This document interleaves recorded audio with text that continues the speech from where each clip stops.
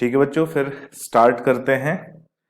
Chemical control and coordination हमने discuss किया था कि वन शॉट का जो हमारा एनसीईआरटी रिवीजन होगा ये हम एक बार में एक चैप्टर एक क्लास में कंप्लीट करेंगे। ठीक है, और आज हम लोग लेके चल रहे हैं क्या, केमिकल कंट्रोल एंड कोऑर्डिनेशन। सबसे पहले हम जाने कि कंट्रोल एंड कोऑर्डिनेशन क्या होता है और फिर हम जानेंगे कि केमिकल कंट्रोल एंड कोऑर्डिनेशन क्या होता है और इस चैप्टर में हमें पढ़ना क्या क्या है। ठीक है, तो कंट्रोल एंड कोऑर्डिनेशन यानी कुछ ऐसी एक्टिविटी जिससे कि हमारी बॉडी की एक्टिविटी को कंट्रोल भी किया जा सके और बॉडी की रिक्वायरमेंट के हिसाब से उस एक्टिविटी की रेट को बढ़ा सके या कम कर सके, तो उसे बोलते हैं कोऑर्डिनेशन। यानी सभी बॉडी पार्ट्स आपस में मिलजुल कर काम करें, इसी को बोलते हैं कोऑर्डिनेशन। और कंट्रोल एंड कोऑर्डिनेशन की जब हम बात करते हैं तो हमारी बॉडी में दो तरह का कंट्रोल एंड कोऑर्डिनेशन पाया जाता है। एक वो कंट्रोल एंड कोऑर्डिनेशन है जो न्यूरॉन्स के थ्रू होता है। ठीक है, न्यूरॉन्स के थ्रू होता है, बहुत शॉर्ट ड्यूरेशन के लिए होता है। ठीक है, न्यूरॉन्स केमिकल जो जो न्यूरल सिग्नल होते हैं, इलेक्ट्रिकल सिग्नल होते हैं, उन इलेक्ट्रिकल सिग्नल के फॉर्म में होता है और वो कंट्रोल एंड कोऑर्डिनेशन बहुत शॉर्ट ड्यूरेशन के लिए होता है। एक दूसरा सिस्टम भी पाया जाता है जो बनाता है, जो मेंटेन करता है केमिकल कंट्रोल एंड कोऑर्डिनेशन, और इस सिस्टम में बेसिकली कुछ केमिकल्स सिक्रीट होते हैं बॉडी में और वही केमिकल्स बॉडी में कंट्रोल एंड कोऑर्डिनेशन को रेगुलेट करते हैं, लेकिन ये लॉन्ग एक्टिंग होते हैं। ठीक है, न्यूरल कंट्रोल एंड कोऑर्डिनेशन बहुत शॉर्ट ड्यूरेशन के लिए होता है, बहुत फ्रीक्वेंट होता है, रैपिड होता है, छोटे समय के लिए काम करता है। जो केमिकल कंट्रोल एंड कोऑर्डिनेशन है ये लंबे समय के लिए, लॉन्ग ड्यूरेशन के लिए बॉडी एक्टिविटी को रेगुलेट करता है। और जो सिस्टम इस केमिकल कंट्रोल एंड कोऑर्डिनेशन को रेगुलेट करता है उसे हम कहते हैं एंडोक्राइन सिस्टम। ठीक है, क्या कहते हैं उसे, एंडोक्राइन सिस्टम। तो हम इस चैप्टर में एंडोक्राइन सिस्टम को पढ़ने वाले हैं। एंडोक्राइन सिस्टम वो सिस्टम होता है जो हार्मोन्स सिक्रीट करता है और ये केमिकल कंट्रोल एंड कोऑर्डिनेशन उन्हीं हार्मोन्स के थ्रू गवर्न होता है। यही हार्मोन्स इस केमिकल कंट्रोल एंड कोऑर्डिनेशन का फॉर्मेशन करते हैं। तो यहाँ पर आज हम इस चैप्टर में यही पढ़ने वाले हैं कि केमिकल कंट्रोल एंड कोऑर्डिनेशन यानी एंडोक्राइन सिस्टम जो इस कोऑर्डिनेशन को मेंटेन करता है वो कैसे काम करता है। ठीक है, तो इस चैप्टर में हम लोग इस पूरे chemical and control and coordination and integration में हम लोग 5 पॉइंट्स को पढ़ने वाले हैं। ठीक है, कितने पॉइंट्स को, 5। हमारा जो एरिया ऑफ इंटरेस्ट रहेगा वो 5 पॉइंट्स का रहेगा। कौन कौन से 5 पॉइंट्स, कि हमारी बॉडी में कौन कौन से एंडोक्राइन ग्लैंड्स पाई जाती हैं। ठीक है, ये सबसे पहला रहेगा। वो ग्लैंड्स कौन कौन से हार्मोन सिक्रेट करती हैं, ये दूसरा पॉइंट रहेगा। वो हार्मोन्स बॉडी में क्या एक्शन परफॉर्म करते हैं, क्या फंक्शन परफॉर्म करते हैं, ये हमारा थर्ड पॉइंट रहेगा।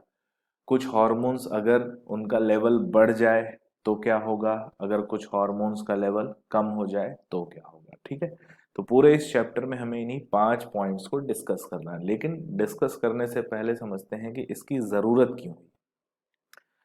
तो हमने बताया कि जो न्यूरल कंट्रोल एंड कोऑर्डिनेशन होते हैं वो शॉर्ट ड्यूरेशन के होते हैं, शॉर्ट लिव्ड होते हैं, छोटे समय के लिए काम करते हैं, फ्रीक्वेंट होते हैं। ठीक है, तो जैसे हम ड्राइव कर रहे हैं, गाड़ी वगैरह कुछ भी ड्राइव कर रहे हैं, अचानक से कोई सामने आ जाए, अपने आप ब्रेक लग जाता है या हम गाड़ी को मोड़ लेते हैं, तो वो क्या हो गया, वो neural control and coordination frequent है, तुरंत हुआ, शॉर्ट ड्यूरेशन के लिए। ठीक है, जिसे हम रिफ्लेक्स एक्शन कहते हैं।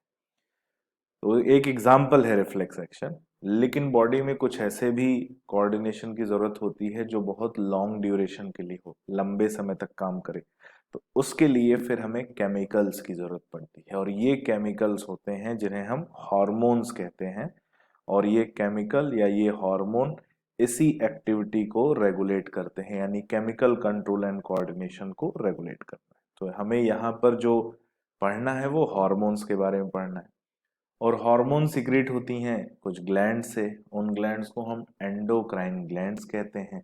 और उन ग्लैंड्स का पूरा एक सिस्टम बॉडी में पाया जाता है जिसे हम एंडोक्राइन सिस्टम कहते हैं। सो एंडोक्राइन सिस्टम हमारी बॉडी में जॉइंटली काम करता है इस केमिकल कंट्रोल एंड कोऑर्डिनेशन को मेंटेन करने के लिए। ठीक है, क्या होते हैं एंडोक्राइन सिस्टम और क्या होती है एंडोक्राइन ग्लैंड? तो एक बेसिक क्लासिफिकेशन तो हमने टिश्यू में पढ़ा है कि एंडोक्राइन ग्लैंड वो होती हैं जो डक्टलेस ग्लैंड होती हैं और हॉर्मोन्स का सिक्रीशन करती हैं। अब उसमें भी तीन टाइप की हो गई। एक हो गई प्योर एंडोक्राइन ग्लैंड जो केवल हार्मोन सिक्रेट करती है, उसका कोई और काम नहीं। एक होती है मिक्स्ड एंडोक्राइन ग्लैंड जो हार्मोन तो सिक्रेट करती है लेकिन उसके अलावा नॉन हार्मोनल सब्सटेंस को भी सिक्रेट करती है। और तीसरी होती है माइनर एंडोक्राइन ग्लैंड जो परमानेंटली एंडोक्राइन की तरह काम नहीं करती लेकिन कभी कभी टेम्परेरी फॉर्म में वो एंडोक्राइन सिक्रीशन यानी हॉर्मोन्स को सिक्रेट करती है। हम देखेंगे इन तीनों को। तो अभी हम तीनों के बारे में एक ही बात कह रहे हैं कि जो एंडोक्राइन ग्लैंड है, हम एक्सेप्शन की बात नहीं कर रहे हैं, हम आइडियल सिचुएशन की बात कर रहे हैं। वो डक्टलेस ग्लैंड है और वो जो सिक्रीशन सिक्रीट करती है उस सिक्रीशन को हम हॉर्मोन्स कहते हैं। अब ये हॉर्मोन्स क्या है और ये कैसे अलग हैं दूसरे केमिकल से? तो हॉर्मोन्स के बारे में बात करें तो ये हमारी बॉडी में केमिकल मैसेंजर होते हैं। ठीक है, ये केमिकल्स हैं जो मैसेंजर का काम करते हैं, यानी एक बॉडी पार्ट से बॉडी के किसी दूसरे पार्ट में ये मैसेजेस को लेके जाते हैं। अब मैसेजेस को लेके जाते हैं तो ये मैसेजेस को पास भी ले जा सकते हैं, दूर भी ले जा सकते हैं, यानी इनका ट्रांसपोर्ट लोकल भी होता है और रिमोट भी होता है। रिमोट मतलब दूर ले जाना। तो जहां सिक्रीट होते हैं वहां भी एक्शन परफॉर्म कर सकते हैं या वहां से दूर भी एक्शन परफॉर्म कर सकते हैं। ठीक है, और ये ट्रेवल कैसे करते हैं? ब्लड, इनके लिए जो हाईवे है वो क्या है? ब्लड। ब्लड इनको कैरी करता है क्योंकि ब्लड बॉडी के सारे पार्ट्स में सप्लाई होता है और वो जहां भी जरूरत हो वहां तक हार्मोन को लेके जा सकता है। और हार्मोन्स का मोड ऑफ ट्रांसमिशन किसके थ्रू होता है? ब्लड के थ्रू होता है। अब लिखा है hormones are non nutrient. Non nutrient यानी इनसे हमें कोई न्यूट्रिशन नहीं मिलता, इनकी कैलोरिक वैल्यू नहीं पाई जाती। नॉन न्यूट्रिएंट का मतलब है इनमें कैलोरिक वैल्यू नहीं होती, कि ऐसा नहीं इनका ऑक्सीडेशन कर दे तो बॉडी को एनर्जी मिल जाए, ऐसा नहीं है।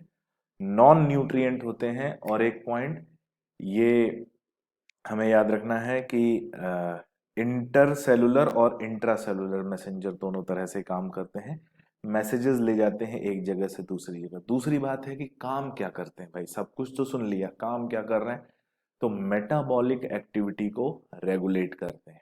ठीक है, तो मेटाबॉलिक एक्टिविटी को तो एंजाइम भी रेगुलेट करता है। इनमें कौन सी खासियत है?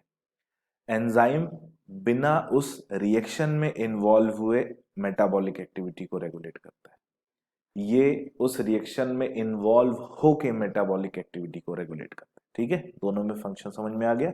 यानी जो हार्मोन्स होते हैं जिस भी एक्टिविटी को परफॉर्म करेंगे उसमें ये मेटाबोलाइज हो जाते हैं और मेटाबोलाइज होने के बाद ये बॉडी से यूरिन के थ्रू एक्सक्रीट हो जाते हैं। ये बात भी याद रखना, केवल एक हार्मोन को छोड़कर, थायरॉक्सिन, थायरॉक्सिन हार्मोन को छोड़कर बाकी सारे हार्मोन्स बॉडी से एक्सक्रीट हो जाते हैं। तो इसलिए हमने बोला कि ये केमिकल मैसेंजर होते हैं, मेटाबॉलिक एक्टिविटी में मेटाबोलाइज होते हैं, उसके बाद एक्सक्रीट हो जाते हैं। ये एंजाइम की तरह नहीं है कि इनके होने से रिएक्शन अपने आप हो जाएगा, ये रिएक्शन में पार्टिसिपेट करते हैं। ठीक है, और एक और बात है, ये नॉन एंटीजेनिक होते हैं। ठीक है, नॉन एंटीजेनिक होते हैं मतलब एक ऑर्गेनिज्म का हार्मोन अगर दूसरे ऑर्गेनिज्म में डालेंगे तो उसमें वो एंटीबॉडी प्रोडक्शन स्टिमुलेट नहीं करेगा। ठीक है, इसलिए नॉन एंटीजेनिक बोल रहे हैं। एंडोक्राइन की शुरुआत कहाँ से हुई? तो जो इनवर्टिब्रेट्स हैं यानी जो नॉन कॉर्डेट्स हैं, नॉन कॉर्डेट्स में बात करें तो नॉन कॉर्डेट्स में कुछ एक हार्मोन बनते हैं, जैसा कि हम बात करेंगे इनवर्टिब्रेट्स जिसमें कि नॉन कॉर्डेट्स भी आते हैं। Invertebrates possess very simple endocrine system, बहुत सिंपल एंडोक्राइन सिस्टम पाया जाता है। कुछ एक हार्मोन उन पे बनते हैं, उनमें बनते हैं जो कुछ एक एक्टिविटी परफॉर्म करते हैं। जैसे अगर हम कॉकरोच में याद करें, एक्डाइसन हार्मोन हमने सुना था जो एक्डाइसिस परफॉर्म कराता है। ठीक है, फिर हम बात करते हैं कि जो वर्टिब्रेट्स हैं यानी जो डेवलप्ड एनिमल्स हैं उनमें लार्ज वैरायटी पाई जाती है हार्मोन्स की, और अलग अलग ग्लैंड्स पाए जाते हैं जो अलग अलग हार्मोन्स को सिक्रीट करते हैं। तो जो डाइवर्सिटी या डाइवर्सिफाइड जो डिफरेंस हमें देखने को मिलता है वो किस में देखने को मिलता है? वर्टिब्रेट्स में, जहां पर प्रॉपर एंडोक्राइन सिस्टम होता है जो control chemical control and coordination perform करता है। ठीक है, तो ह्यूमन की ही बात करते हैं और ह्यूमन में बात करते हैं ह्यूमन एंडोक्राइन सिस्टम की, कि ह्यूमन बॉडी में कौन कौन सा एंडोक्राइन ग्लैंड पाई जाती। तो मैंने आपसे बोल दिया कि भाई प्योर होती है, मिक्स्ड होती है और माइनर होती है। माइनर मतलब टेम्परेरी, जो कभी कभी कुछ एक हार्मोन बनाती हैं, डिस्कस करेंगे। तो यहाँ पे हम एक क्लासिफिकेशन देखेंगे। हम ज्यादा समझेंगे किसको? डायग्राम को। थियरी में ज्यादा जानने से अच्छा है डायग्राम को देखेंगे तो हमें ज्यादा अच्छे से समझ में आएगा। ठीक है, हमें यहाँ पे जो ग्लैंड्स, जो हार्मोन सिक्रेट करने वाली ग्लैंड्स हैं, वो ग्लैंड्स दिख रही हैं और इनको हमने अलग अलग कलर की हाइलाइटर से हाईलाइट किया है और इसका एक सिंबल है। जैसे हम देखें यहाँ पे हमें हाइपोथैलेमस, पीनियल और पिट्यूटरी, ये तीनों एंडोक्राइन ग्लैंड्स मिलती हैं जो डायरेक्टली या इनडायरेक्टली ब्रेन से जुड़ी हुई हैं। ठीक है, फिर हमारे नेक रीजन में थायराइड और पैराथायराइड पाए जाते हैं। हमारे चेस्ट में स्टर्नम के पीछे जो है थाइमस ग्लैंड पाया जाता है। फिर एड्रिनल ग्लैंड एब्डोमेन में होता है। पैंक्रियाज भी एब्डोमेन में होता है। मेल में गोनैड्स टेस्टिस होते हैं, फीमेल में गोनैड्स ओवरी होती हैं। ठीक है, ये पाया जाता है। जब हम बात करेंगे कि इनमें ग्लैंड्स का कैसा टाइप है, तो यहाँ पे जो हमने पर्पल कलर से हाईलाइट किया है, hypothalamus, pineal, pituitary, parathyroid, thyroid, thymus और adrenal, they are pure endocrine gland. यानी इनका जो सिक्रीशन होता है तो ये केवल हार्मोन सिक्रीट करते हैं और इसलिए प्योर एंडोक्राइन ग्लैंड हम इनको कहते हैं। फिर हमें मिलते हैं पैंक्रियाज, टेस्टिस और ovary, they are mixed gland. इनको हम मिक्स्ड ग्लैंड या मीजोक्राइन या हेट्रोक्राइन ग्लैंड कहते हैं। ये हार्मोनल के अलावा नॉन हार्मोनल सिक्रीशन भी परफॉर्म करती हैं और इनके अलावा माइनर एंडोक्राइन जो सिक्रीशन पाया जाता है वो कुछ हार्मोन हमें गैस्ट्रोइंटेस्टाइनल ट्रैक यानी हमारे स्टमक, हमारे इंटेस्टाइन में बनते हैं। लिवर में भी कुछ हार्मोन बनते हैं, किडनी में भी। रेनिन आपको याद होगा, RENIN, सिंगल एन वाला रेनिन है। ठीक है, RENIN, रेनिन सिंगल एन वाला। दो रेनिन पाए जाते हैं, एक रेनिन एंजाइम है जो स्टमक में बनता है और एक रेनिन हार्मोन है जो किडनी में बनता है। किससे बनता है भाई? अगर आपको याद होगा, juxtaglomerular apparatus, JGA cell से बनता है और रास सिस्टम को रेगुलेट करता है, हम उसको देखेंगे। हार्ट ऑल्सो प्रोड्यूसेस है हार्मोन, हार्ट भी हार्मोन सिक्रेट करता है। कौन सा हार्मोन भाई? ANF, anti natriuretic factor. ठीक है, it is secreted by wall of atrium, atrium की वॉल से सिक्रेट होता है। जब रास सिस्टम एक्टिवेट होता है तो रास सिस्टम को कम करने के लिए ANF सिक्रेट होता है। ठीक है, तो ये माइनर। इसके अलावा टेम्परेरी ग्लैंड में अगर हम बात करें तो प्लासेंटा भी है जो हार्मोन सिक्रेशन परफॉर्म करता है। तो ऐसे करके कॉर्पस ल्यूटियम भी है, हमें वो भी टेम्परेरी स्ट्रक्चर है जो प्रोजेस्टेरॉन है होता तो वो टेस्टिस के अंदर बनता है, ग्राफियन फॉलिकल में पाया जाता है, लेकिन वो टेम्परेरी स्ट्रक्चर है जो हार्मोन सिक्रीशन परफॉर्म कर रहा है। ठीक है, फिर बात करते हैं a brief account of structure and function of all major endocrine glands and hypothalamus. तो जो भी एंडोक्राइन ग्लैंड्स अभी हमने सुने, अब हम देख लेंगे ये कौन कौन सी ग्लैंड पाई जाती है। अब हमें पढ़ना है दूसरा स्टेप कि ये कौन कौन से हार्मोन सिक्रेट करते हैं और उनके फंक्शन क्या क्या है। तो शुरुआत करते हैं हाइपोथैलेमस से। ठीक है, हाइपोथैलेमस हमारे जो ब्रेन है और ब्रेन में जो फोर ब्रेन है, फोर ब्रेन के डायनसेफलॉन पार्ट में हाइपोथैलेमस प्रेजेंट होता है। ठीक है, diencephalon part. So it is present in the basal part of diencephalon. Diencephalon is part of forebrain, forebrain का पार्ट है। इसकी जो फंक्शंस की एक वाइड वैरायटी पाई जाती है। अगर हम नर्वस सिस्टम के एस्पेक्ट में बात करें तो temperature regulation, emotions, anger, behaviour का रेगुलेशन, ठीक है, लव एंड अफेक्शन का रेगुलेशन, ये सब किसके कंट्रोल में आता है? हाइपोथैलेमस। ठीक है, लेकिन जब हम बात कर रहे हैं हार्मोन सिक्रीशन की, तो इसका एक बहुत इंपॉर्टेंट रोल हार्मोन सिक्रीशन का भी पाया जाता है। और कैसा पाया जाता है भाई?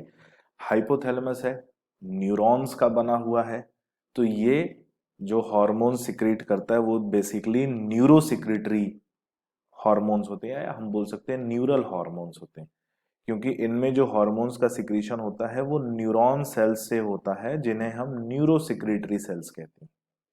और इन्हीं सेल्स के न्यूक्लियस होते हैं जो हार्मोन सिक्रीट करते हैं। ठीक है, कई तरह के हार्मोन सिक्रीट करते हैं। तो बेसिकली कुछ ऐसे हार्मोन होते हैं जो हाइपोथैलेमस खुद रिलीज करता है, और कुछ ऐसे हार्मोन होते हैं जो हाइपोथैलेमस से पिट्यूटरी ग्लैंड में जाता है और वो पिट्यूटरी ग्लैंड रिलीज करता है।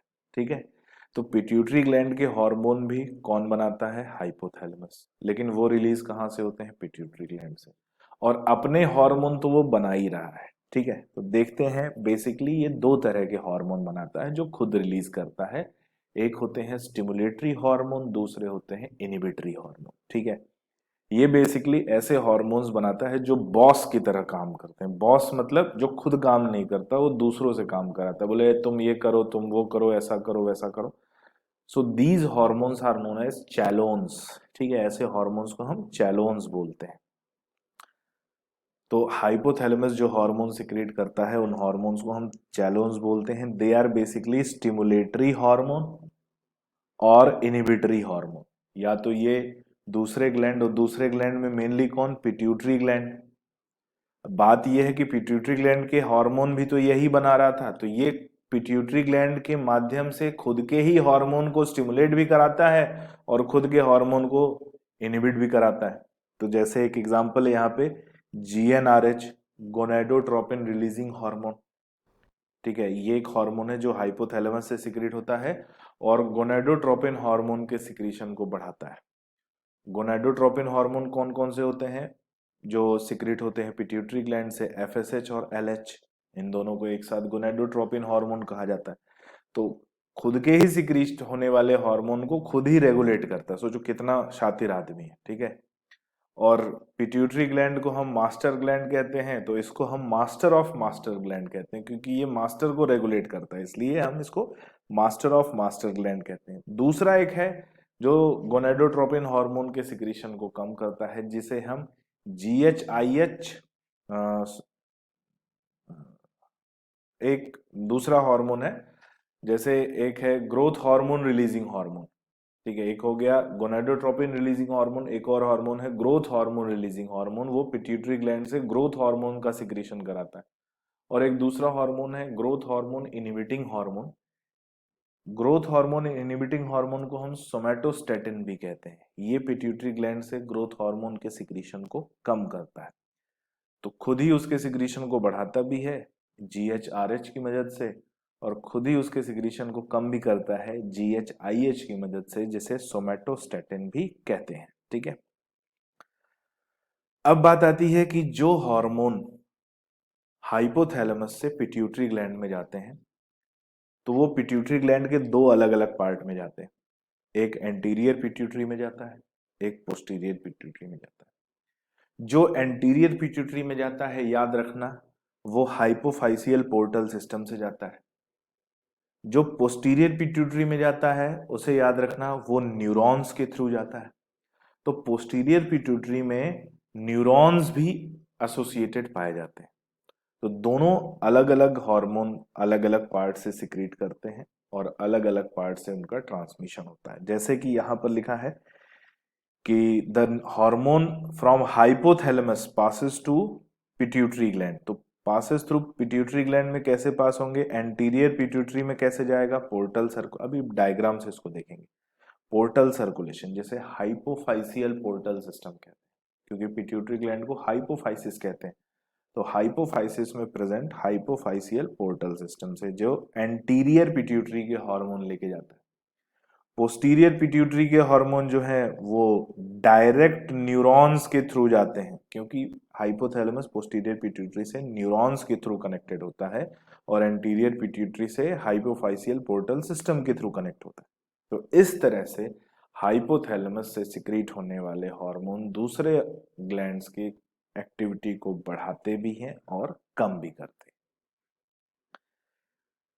तो कैसे कम करते हैं ये समझने के लिए हम देखेंगे किसको, पिट्यूटरी ग्लैंड को। तो पिट्यूटरी ग्लैंड की बात समझो और हाइपोथैलेमस की बात समझो, आपको एनाटॉमी समझ में आ जाएगी। ये ऊपर जो पार्ट दिख रहा है ये हाइपोथैलेमस है, ठीक है, ये हाइपोथैलेमस का पार्ट है।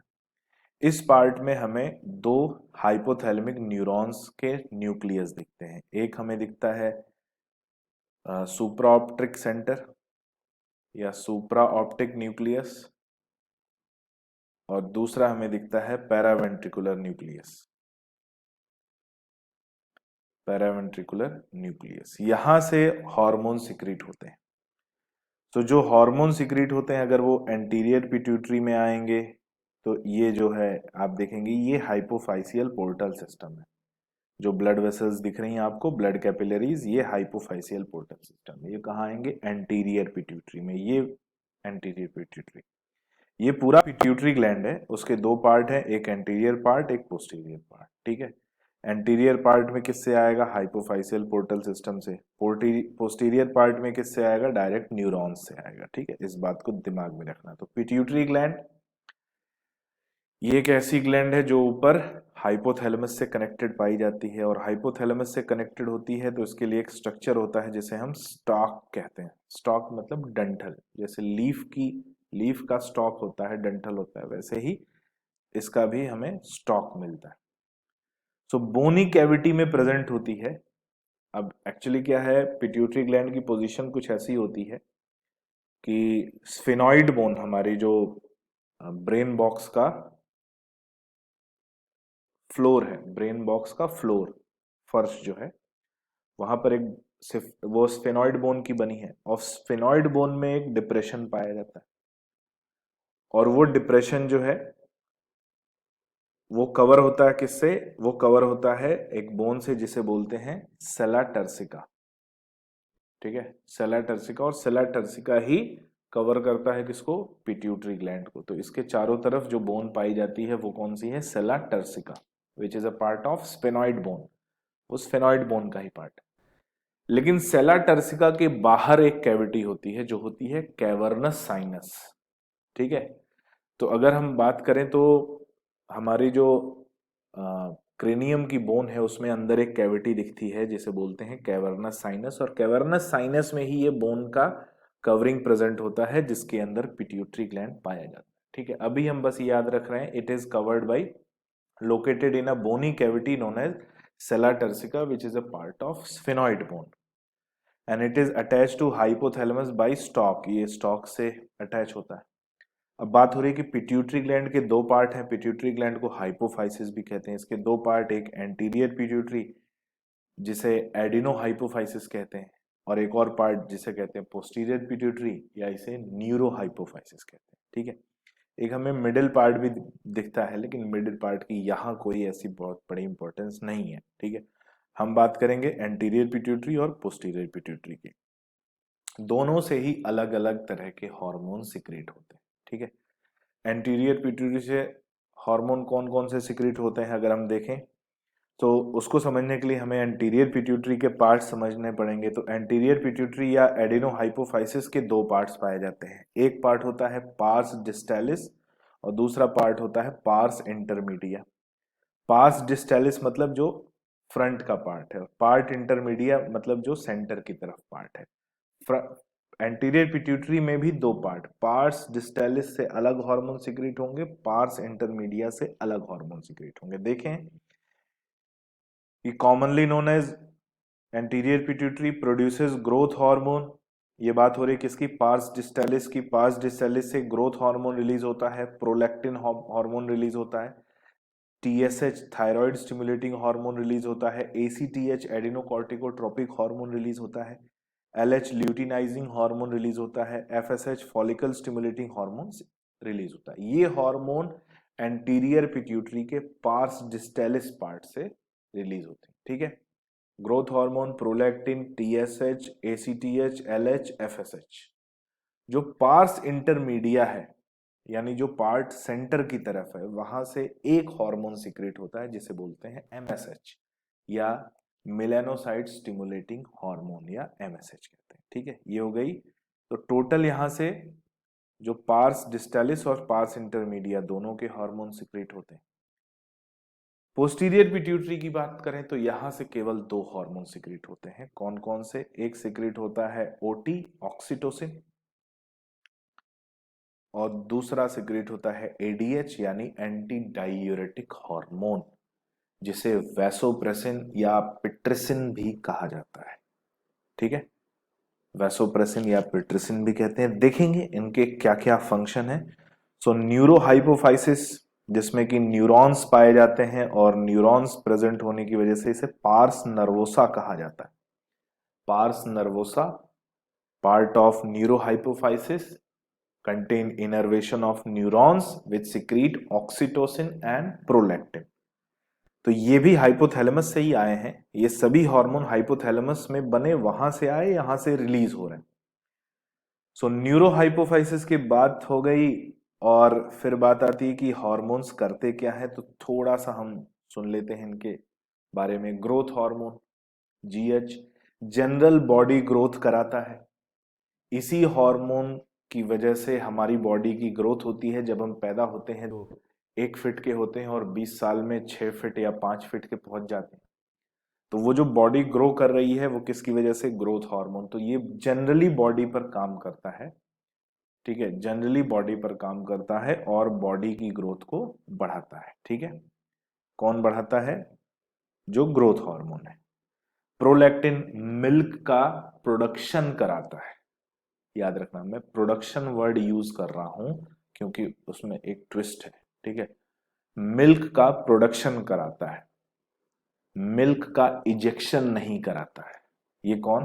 प्रोलैक्टिन। थायराइड स्टिमुलेटिंग हार्मोन, ये थायराइड ग्लैंड को स्टिमुलेट करेगा कि वो अपने हार्मोन बनाए। एडिनोकॉर्टिकोट्रोपिक हार्मोन एड्रिनल ग्लैंड को स्टिमुलेट करेगा कि वो कॉर्टेक्स के हार्मोन सिक्रीट करे। फिर एलएच और एफएसएच ये दोनों मिलकर गोनैड्स को स्टिमुलेट करेंगे। दोनों के अलग अलग फंक्शन है। एफएसएच का अलग फंक्शन है, एलएच का अलग फंक्शन है। अभी जस्ट हम उसको डिटेल में देखेंगे।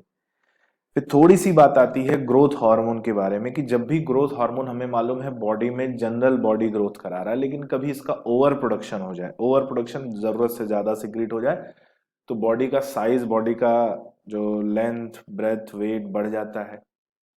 और अगर ये बर्थ से ही इसका सिक्रीशन हाई है तो उसे बोलते हैं जाइजेंटिज्म। ठीक है, क्या बोलते हैं? जाइजेंटिज्म।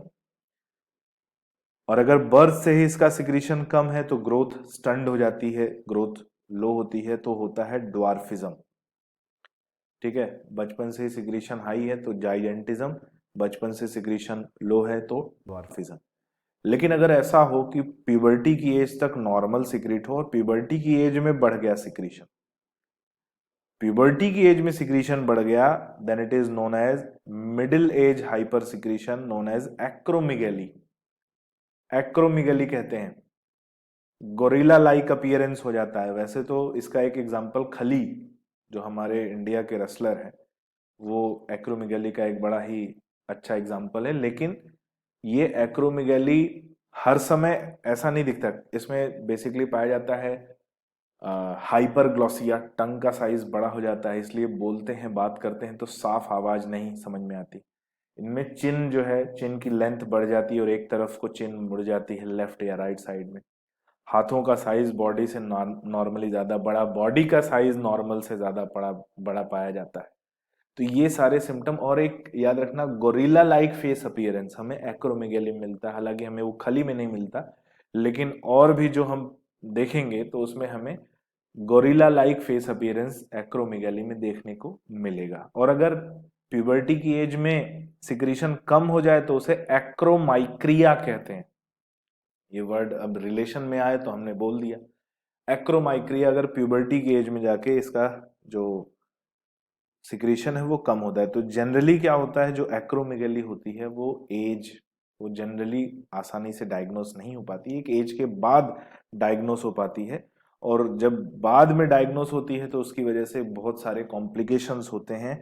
And this disease, this condition can lead to death of person. ठीक है, अगर उसे टाइम से डायग्नोस नहीं किया तो उसकी क्या हो सकती है? डेथ हो सकती है।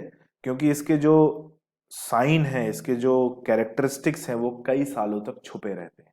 एक्रोमेगैली की बात हो रही है, कई सालों तक छुपे रहते हैं, इसलिए आसानी से इसे नोटिस नहीं किया जा सकता। प्रोलैक्टिन की बात करें, prolactin regulate the growth of mammary gland and formation of milk. याद रखना, मिल्क का फॉर्मेशन करा रहा है, मिल्क को इजेक्ट नहीं करा रहा है, ठीक है। फिर बात आती है TSH. TSH stimulate the synthesis and secretion of thyroid gland. Thyroid gland से थायरोक्सिन हार्मोन के सिंथेसिस और सिक्रीशन को स्टिमुलेट करेगा। ACTH adrenal gland, adrenal gland के कॉर्टेक्स को स्टिमुलेट करेगा, जहां से कॉर्टिकॉइड्स या ग्लूकोकॉर्टिकॉइड्स हार्मोन सिक्रीट होते हैं, और बेसिकली ग्लूकोकॉर्टिकॉइड्स हार्मोन पर एक्शन परफॉर्म करेगा, क्योंकि यहाँ पर ये स्टार्टिंग में लिखा हुआ है, इसलिए ध्यान रखना है इसको, ठीक है। एफएसएच और एलएच, इन दोनों को एक साथ गोनेडोट्रोपिन कहा जाता है। दोनों हार्मोन अलग अलग तरीके से काम करते हैं। क्या काम करते हैं, बहुत इंपॉर्टेंट पॉइंट है, क्वेश्चन बन के आता है, बार बार पूछा गया, ध्यान से सुनना। इन मेल, मेल में बात हो रही है, LH hormone stimulate synthesis and secretion of hormone known as androgen. यानी मेल में ये मेल हार्मोन के सिक्रीशन को बढ़ाता है, एंड्रोजन के सिक्रीशन को बढ़ाता है। कहां से, टेस्टिस से। ये बात हो गई किसकी, एलएच की, मेल में। फीमेल में इसका बड़ा प्रोमिनेंट फंक्शन है। फीमेल में ये क्या करता है, फुल्ली मैच्योर ग्राफियन फॉलिकल को रप्चर कराता है और ओवुलेशन कॉज करता है, ठीक है। रप्चर कराता है, ओवुलेशन कॉज करता है by high secretion of LH known as LH surge. आपने ह्यूमन रिप्रोडक्शन में पढ़ा होगा। फुल्ली मैच्योर ग्राफियन फॉलिकल को रप्चर कराया, ओवुलेशन हुआ, और ग्राफियन फॉलिकल फिर बदल गया किसमें, कॉर्पस ल्यूटियम में, और कॉर्पस ल्यूटियम फिर प्रोजेस्टेरॉन हार्मोन सिक्रीट करता है, ठीक है। तो ये बात हो गई, क्या ओवुलेशन कराता है, और ओवुलेशन के बाद corpus luteum progesterone hormone secrete करता है। एफएसएच को लेकर कहानी आ गई। FSH stimulates growth and development of ovarian follicle in female. FSH female में ओवेरियन फॉलिकल, यानी जो नया फॉलिकल बनेगा, एक बार तो ओवुलेशन हो गया, उसके बाद एक नया फॉलिकल बने, तो नया फॉलिकल मैच्योर हो, उसके लिए, उसके मैच्योरेशन को कराने के लिए, मैच्योरेशन को रेगुलेट करने के लिए एफएसएच हार्मोन काम करता है। तो ये हो गया किसके, एंटीरियर पिट्यूटरी के हार्मोन। लेकिन अभी एक बच गया MSH. MSH melanocyte stimulating hormone. ये हार्मोन सिक्रीट होता है, ये किस पे एक्ट करता है, हमारी स्किन में पाई जाने वाली melanocyte cells. Melanocyte cells skin में मेलानिन बनाती हैं, जिसकी वजह से हमारा स्किन का कलर जो है ब्राउन होता है। जितना ज्यादा मेलानिन सिक्रीट होगा, स्किन का कलर उतना ज्यादा ब्राउन होगा। तो ये एमएसएच काम करता है, ठीक है। एमएसएच ही रिस्पॉन्सिबल होता है, मेलानोसाइट को स्टिमुलेट करता है। And regulate the pigmentation of skin, skin के कलरेशन को रेगुलेट करता है, ठीक है। आगे आया पोस्टीरियर पिट्यूटरी का हार्मोन ऑक्सीटोसिन, बड़ा इंपॉर्टेंट हार्मोन है, कई बार इस पे क्वेश्चन आया है, और बहुत से बच्चों को कंफ्यूजन भी है। मेरे पास जब डाउट आते हैं ना, तो आप लोगों में से ही कुछ लोग बैठे होंगे जो ये सोच रहे होंगे कि नहीं सर ने बात पकड़ ली है। बात इसलिए पकड़ ली है कि बेटा हम जानते हैं कि आप कहाँ गलती करोगे। जब आप डाउट पूछते हो ना, आपके डाउट पूछने से मुझे समझ में आ जाता है कि आपने जब पढ़ा था तो किस बात पे आपने ध्यान नहीं दिया था, और मैं उसी बात पे स्ट्रेस कर रहा हूं।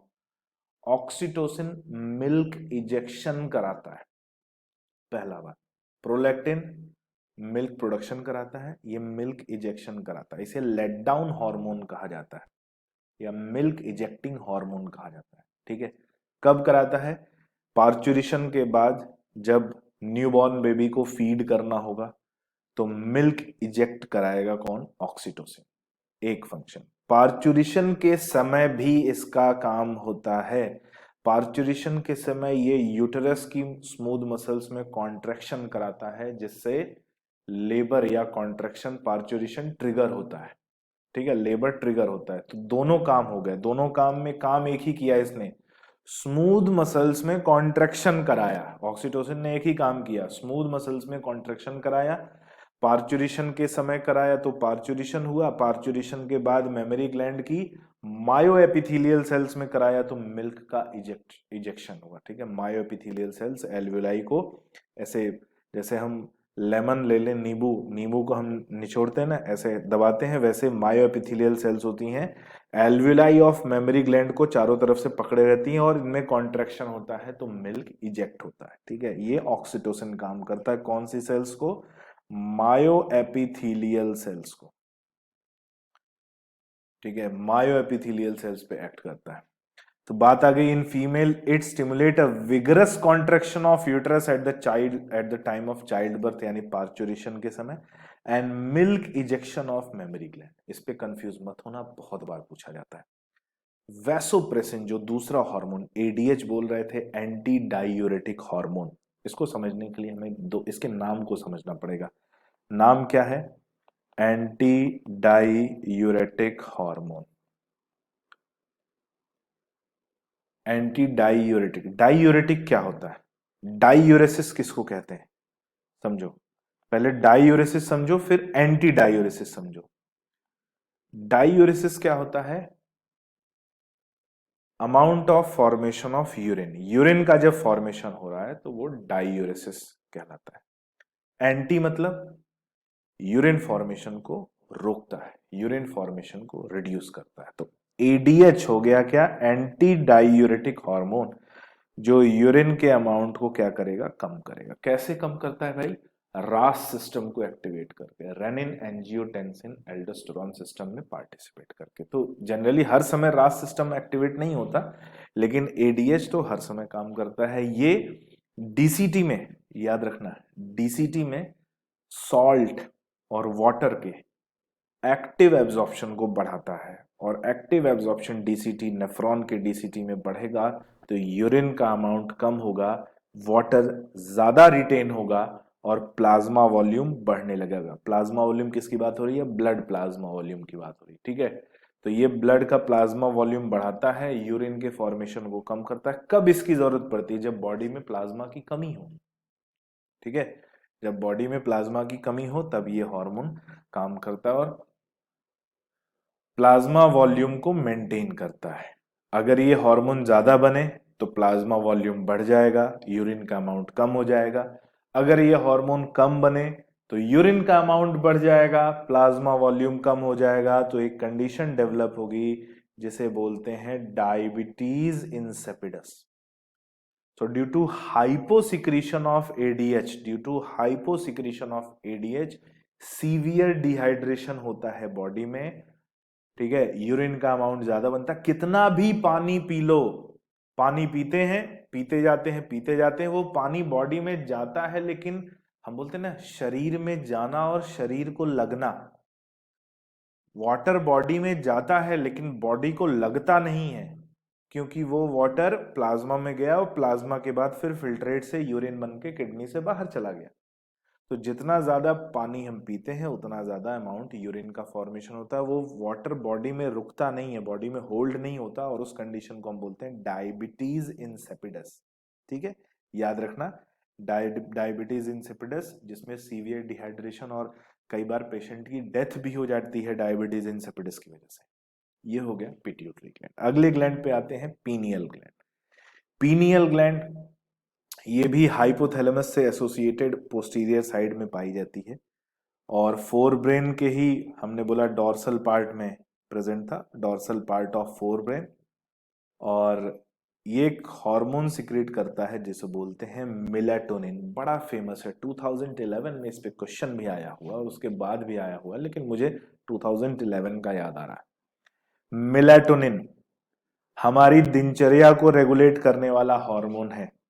स्लीप अवेक साइकिल, कब सोएंगे, कब उठेंगे, कब नींद आएगी, ऐसा होता है ना, रात जैसे दिन डूबा, रात हुई, नींद आने लगी, सुबह हुआ उजाला हुआ, नींद खुल गई। वो किसकी वजह से होता है? इसी हार्मोन की वजह से। ठीक है, इस हार्मोन को लाइट अफेक्ट करता है। अगर लाइट रहेगी तो इस हार्मोन का सिक्रीशन कम होगा, नींद खुल जाएगी। लाइट नहीं होगी, सिक्रीशन बढ़ेगा, नींद आने लगेगी। ठीक है, ये हमारा डेली रूटीन मेंटेन करने वाला हार्मोन है, 24 आवर साइकिल को मेंटेन करता है, इसीलिए इसे डायर्नल हार्मोन कहते हैं। और यही पूछा गया था 2011 में, which of the following hormone is known as diurnal hormone? Diurnal hormone कहते हैं हमारा डेली रूटीन को रेगुलेट करता है, स्लीप अवेक साइकिल को रेगुलेट करता है और हमारे नॉर्मल रिदम को रेगुलेट करता है। जो नॉर्मल रिदम बॉडी का रूटीन होता है ना, कई बार ज्यादा देर तक सो जाए तो अच्छा अच्छा नहीं लगता, ठीक है, कई बार रात भर ज्यादा जाग जाए तो अगले दिन समझ में आता है कि यार कर क्या रहे थे हम। तो वो जो रूटीन होती है, बॉडी का रिदम होता है, वो मेंटेन करने का काम होता है किसका, मेलाटोनिन हार्मोन का। और साथ ही बॉडी टेम्परेचर हाइपोथैलेमस के साथ मिलकर ये बॉडी टेम्परेचर को रेगुलेट करता है। हालांकि इस हार्मोन का एक बहुत बड़ा इन्फ्लुएंस सेक्सुअल मैच्योरिटी पर भी पाया जाता है, लेकिन वो उसका जिक्र एनसीईआरटी में नहीं है तो हम उसका जिक्र नहीं करेंगे। लेकिन एक लाइन जान लो, this hormone inhibits sexual maturity.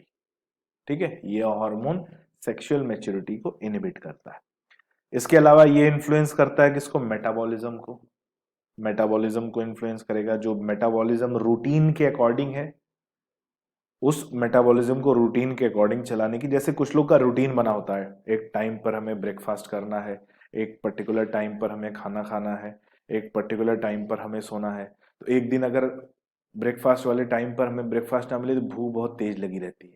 क्यों, बॉडी उस तरह से अडॉप्ट हो जाती है, रूटीन बन जाता है, और वो रूटीन मेलेटोनिन हार्मोन की वजह से बनता है। पिगमेंटेशन, मेलानिन को भी ये थोड़ा सा रेगुलेट करता है, मेलानोसाइट्स को भी रेगुलेट करता है, मेलानिन सिक्रीट करते हैं। और menstrual cycle as well as और डिफेंस कैपेबिलिटी। मेंस्ट्रुअल साइकिल को कैसे भाई, हमने बोला ये सेक्सुअल मैच्योरिटी को इनहिबिट करता है, इसी तरह से समझ लो।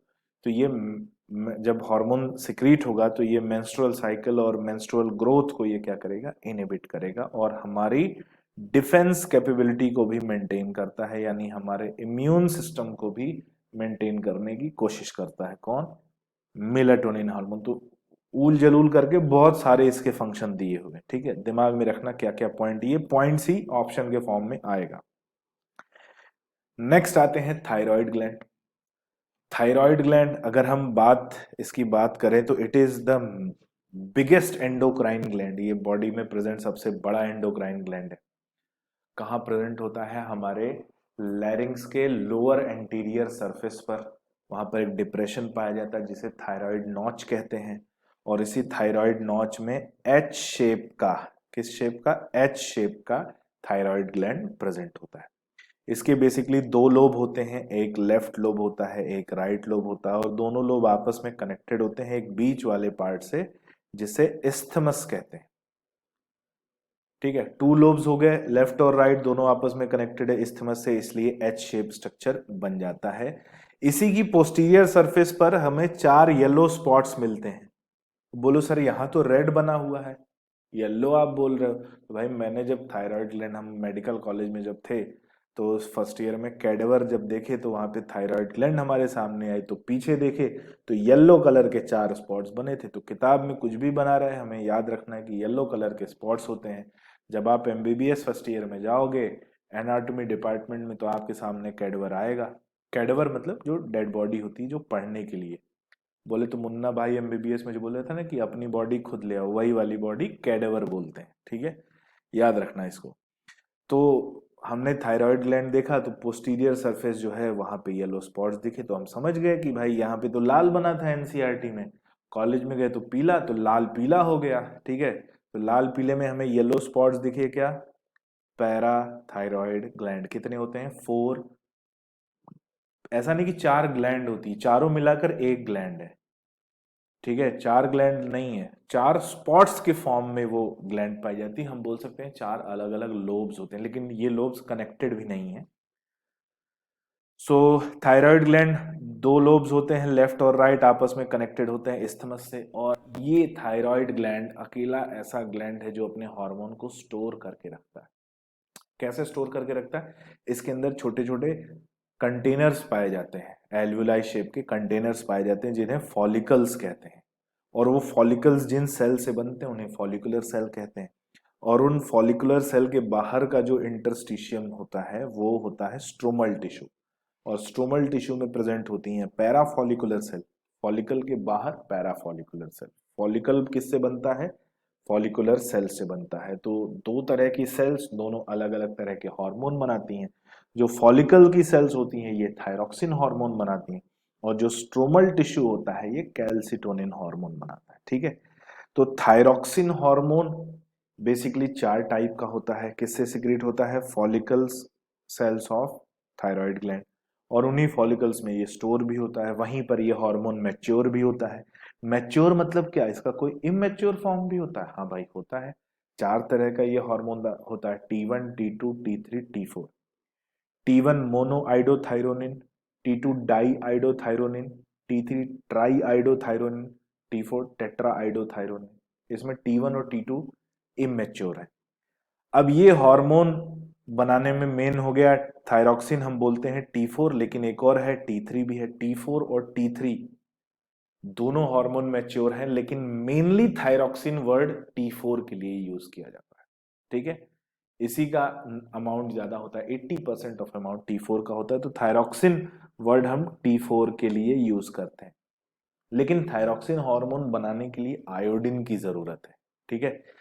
आयोडीन ही इन हॉर्मोन्स का स्ट्रक्चर बनाता है। तो T1 में 1 आयोडीन, T2 में 2 आयोडीन, T3 में 3 आयोडीन और T4 में 4 आयोडीन, ठीक है, समझ गए होगे। तो आयोडीन इन हार्मोन का स्ट्रक्चर बनाता है, और आयोडीन की कमी हो जाए तो इन हार्मोन की कमी हो जाती है, जिससे थायराइड ग्लैंड में स्वेलिंग आ जाती है, और उस कंडीशन को हम सिंपल गॉइटर कहते हैं, that is caused as enlargement of thyroid gland. तो आज से 20-30 साल पहले भारत में, अपने देश में, हम हिंदुस्तान की बात कर रहे हैं, अपने देश में गॉइटर के बहुत सारे पेशेंट पाए जाते थे। 1-2 मिनट की स्टोरी है, सुन लो, ठीक है। गॉइटर के बहुत सारे पेशेंट पाए जाते थे। मैं ज्यादा टाइम स्टोरीज में नहीं लूंगा, क्योंकि वैसे तो जब रेगुलर क्लास चलती है तो खूब सारी स्टोरीज अपन डिस्कस करते हैं, लेकिन यहाँ पर हम 2 मिनट की ये स्टोरी आपसे डिस्कस करेंगे बस, ठीक है। तो सरकार ने सोचा कि यार ये जो बीमारी फैल रही है गॉइटर, इसका इलाज कैसे करें। तो बोले कि सर एक काम करते हैं, आयोडीन की हम गोलियां बनाते हैं और बंटवाते हैं सबको, और पूरे देश में बंटवाएंगे, सब लोग आयोडीन की गोली खाएंगे। तो भाई ये आसान काम तो है नहीं सबको, और रूटीनली सब लोग खाएं, ऐसा भी पॉसिबल नहीं है। तो गवर्नमेंट ने कहा यार ये बहुत खर्चा होगा, ये जैसे अभी वैक्सीनेशन का प्रोग्राम चल रहा है, पल्स पोलियो प्रोग्राम, ऐसा ही एक आयोडीन की गोलियां बांटने के लिए एक नेशनल लेवल पे प्रोग्राम चलाना पड़ेगा, जिसमें लाखों करोड़ों अरबों रुपए खर्चे होंगे। तो सरकार ने बोला यार व्यक्ति कुछ खाए ना खाए, नमक जरूर खाता है, एक काम करो आयोडीन को नमक में मिला दो, और वो हो गया आयोडाइज्ड नमक। और बोले आदमी इसको पूरे मैंडेटरी कर दो कि अगर ब्रांडेड कोई सॉल्ट बिकेगा तो वो आयोडाइज होना जरूरी है। और इस तरीके से आयोडीन घर घर में पहुंच गया, हर एक व्यक्ति तक पहुंच गया, और लाखों करोड़ों अरबों रुपए गवर्नमेंट के बच गए, एक बड़ा अभियान चलाने से बच गए, ठीक है। तो ये सोचो, कभी कभी ब्रेन माइंडेड काम कर जाते हैं। शक्कर में डालते तो नहीं चलता, हर आदमी शक्कर नहीं खाता, लेकिन नमक हर आदमी खाता है। कोई हाई सोडियम सॉल्ट लेता है, कोई लो सोडियम सॉल्ट लेता है। तो गॉइटर को हमने काफी हद तक क्या कर दिया, रिड्यूस कर दिया, केवल इस एक एक्शन की वजह से।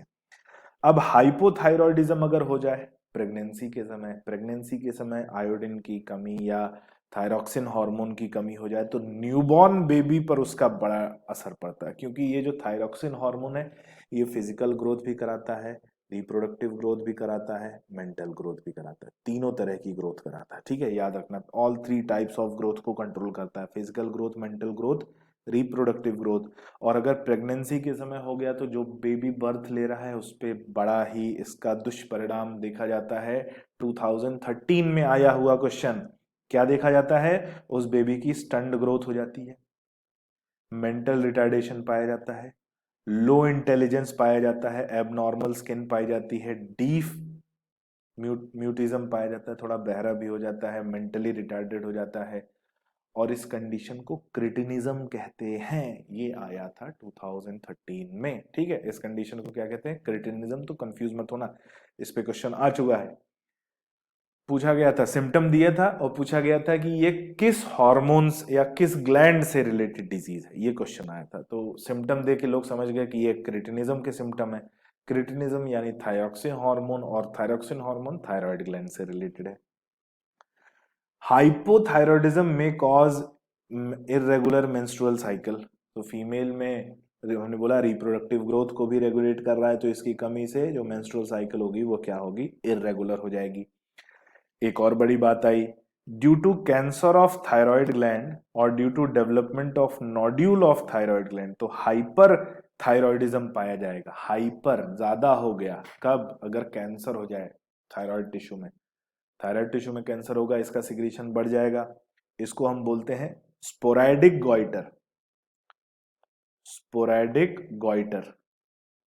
ठीक है, अगर कैंसर हो जाए, नोड्यूल बन जाए, तो भी गॉइटर होता है और उसे बोलते हैं स्पोरैडिक गॉइटर। ठीक है, फिर पॉइंट आता है कि हाइपरथायरॉयडिज्म में मेटाबॉलिज्म, सिंथेसिस और जो बॉडी एक्टिविटी की रेट है एबनॉर्मल हाई लेवल, तो उसे हम हाइपरथायरॉयडिज्म कहेंगे और इसका बॉडी की फिजियोलॉजी पर बहुत इम्पैक्ट पड़ता है।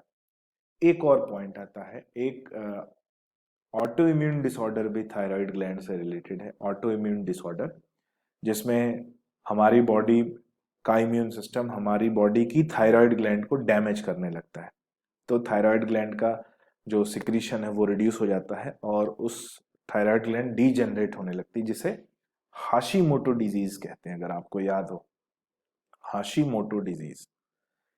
ठीक है, ये ऑटो इम्यून डिसऑर्डर है related to destruction of thyroid gland. फिर सिक्रीशन बढ़ जाए तो ग्रेव्स डिजीज होती है। हाइपर थायरॉयडिज्म में ग्रेव्स डिजीज पाई जाती है। ग्रेव डिजीज में एक सिम्टम पाया जाता है, आंखें जो है ना, आंखों के आसपास जो टिश्यूज है उनमें फ्लूइड डिपोजिशन हो जाता है, जिससे स्वेलिंग आ जाती है। तो आंखें जो है ना, आईबॉल बाहर निकलते हुए दिखाई देते हैं, प्रोट्यूडिंग आईबॉल दिखते हैं, जिसे एक्सोप्थेल्मिक गॉइटर कहा जाता है। ये एक सिम्टम है, किसका सिम्टम है, ग्रेव डिजीज का। सो क्या क्या मिलेगा, एनलार्जमेंट ऑफ थायराइड ग्लैंड मिलेगा, प्रोट्यूजन ऑफ आईबॉल मिलेगा, आईबॉल बाहर निकलती हुई दिखाई देंगी, इंक्रीज मेटाबॉलिक रेट, ये बीएमआर को भी मेंटेन करता है, बेसल मेटाबॉलिक रेट को, बॉडी टेम्परेचर भी बढ़ा देगा, हार्ट बीट, ब्लड प्रेशर सभी को रेगुलेट करता है, आरबीसी प्रोडक्शन को भी रेगुलेट करता है। ठीक है, तो इन सभी को एक्टिविटीज को क्या होगा, बढ़ा देगा, किसमें, ग्रेव्स डिजीज में। ये बात को याद रखना है। फिर आ गया thyroid gland play an important role in regulation of metabolic, हमारे बॉडी के मेटाबॉलिज्म को रेगुलेट करने के लिए बहुत इंपॉर्टेंट रोल प्ले करता है। ये जनरली सिंपैथेटिक की तरह परफॉर्म करता है, बॉडी एक्टिविटी मेटाबॉलिज्म की रेट को बढ़ाता है। This also promote RBC production, RBC production को भी बढ़ा रहा है, मेटाबॉलिज्म बढ़ाएगा, प्रोटीन सिंथेसिस बढ़ाएगा, तो metabolism of carbohydrate, protein and fat को भी बढ़ाता है, maintenance of water and electrolyte balance को भी मेंटेन करता है। बहुत सारे काम कर रहा है भाई, ये सारे पॉइंट याद रखने हैं। और also secrete a protein hormone known as thyrocalcitonin. तो स्ट्रोमल टिश्यू जो है वो एक लाइन में लिखा हुआ है, बस ज्यादा कुछ नहीं है, एक लाइन में लिखा हुआ, एक लाइन में ही याद रखना है। तो स्ट्रोमल टिश्यू से एक प्रोटीन हार्मोन सिक्रीट होता है जिसे टीसीटी कैल्सिटोनिन या थायरोकैल्सिटोनिन कहते हैं, और it regulate the blood calcium level, ये ब्लड कैल्शियम लेवल को रेगुलेट करता है। ठीक है, ब्लड कैल्शियम लेवल को रेगुलेट करता है कौन, थायरोकैल्सिटोनिन। कैसे रेगुलेट करता है, इसके एक रिलेशन में हम आगे देखेंगे। ठीक है, इसका एक रिलेशन हमें आगे मिलेगा, आगे हम रिलेशन के साथ, किसके साथ रिलेशन मिलेगा, पैराथ हार्मोन के साथ रिलेशन मिलेगा। और पैराथ हार्मोन सिक्रीट होता है किससे, पैराथायरॉइड ग्लैंड से। तो दोनों के लेवल को हम समझेंगे, किसके, कैल्सिटोनिन और पैराथ hormone secreted by parathyroid gland, वही 4 येलो स्पॉट्स जो थायराइड ग्लैंड की पोस्टीरियर सरफेस पर प्रेजेंट थे, back side of the thyroid gland. Each pair, one pair each in 2 lobes thyroid gland, her lobe में एक पेयर प्रेजेंट होता है, और ये पेप्टाइड हार्मोन सिक्रीट करता है जिसे हम पीटीएच या पैराथायरॉइड हार्मोन कहते हैं। The secretion of PTH is regulated by circulation level of calcium. अब देखो यहाँ पे रिलेशन आ गया, ये कैल्शियम के रेगुलेशन को बैलेंस कर रहा था और उसी कैल्शियम की वजह से पैराथायरॉइड हार्मोन का, पैराथ हार्मोन का सिक्रीशन रेगुलेट होता है। तो कैसे रेगुलेट होता है इसको समझो। Parathyroid hormone increases the calcium level in blood, ये ब्लड में कैल्शियम लेवल को बढ़ाता है, और कैल्सिटोनिन ब्लड में कैल्शियम लेवल को कम करता है। तो दोनों एक दूसरे को बैलेंस करते हैं, जरूरत होगी तो बढ़ाएंगे, जरूरत होगी तो घटाएंगे। ठीक है, और दूसरी बात, PTH act on bones and stimulate the process of bone resorption. ये बोन्स के डिसोल्यूशन यानी ये फास्फोरस पे भी काम करता है, केवल कैल्शियम ही नहीं फास्फोरस पे भी काम करता है, और बोन के डिसोल्यूशन या डीमिनरलाइजेशन, बोन का शेप चेंज कराता है, उसमें डीमिनरलाइजेशन कराता है, उसका डीजेनरेशन कराता है या डीओरिएंटेशन डिसोल्यूशन कराता है। PTH also stimulate resorption of calcium by the reabsorption of calcium by the renal tubule. So PTH जो है ये रीनल ट्यूब्यूल्स में कैल्शियम के रीएब्जॉर्प्शन को, जो ट्यूबुलर पार्ट ऑफ नेफ्रॉन है वहां पे कैल्शियम के रीएब्जॉर्प्शन को बढ़ाता है, यानी ब्लड में ऑलरेडी ये कैल्शियम के लेवल को बढ़ाएगा, कैल्शियम को एक्सक्रीट नहीं होने देगा। And calcium absorption from the digested food, और इंटेस्टाइन में भी कैल्शियम के एब्जॉर्प्शन को बढ़ाएगा। इट इज दस clear that PTH is a hyper calcaemic hormone, यानी ये पता चल गया कि पीटीएच हाइपर कैल्सिमिक हार्मोन है। हाइपर कैल्सिमिक किसके रेस्पेक्ट में? ब्लड के रेस्पेक्ट में। ब्लड में कैल्शियम का लेवल बढ़ाएगा, बोन में कम करेगा, यूरिन में कम करेगा, मसल्स में कम करेगा, यहां बढ़ाएगा। कैल्सिटोनिन इसका अपोजिट करेगा, कैल्शियम से कैल्शियम को ब्लड से मसल्स में भी भेजेगा, बोन में भी भेजेगा, यूरिन में भी भेजेगा, और दोनों एक दूसरे को काउंटरैक्ट करते हैं, दोनों एक दूसरे को बैलेंस करते हैं, ठीक है। अलॉन्ग विथ टीसीटी यानी थायरोकैल्सिटोनिन के साथ मिलकर it play a significant role in calcium balance in body. जहां ये बढ़ाता है वहां टीसीटी कम करता है, जहां टीसीटी बढ़ाता है वहां ये कम करता है, ये दोनों मिलकर बॉडी में कैल्शियम लेवल और एक दूसरे को बैलेंस करते हैं। कौन?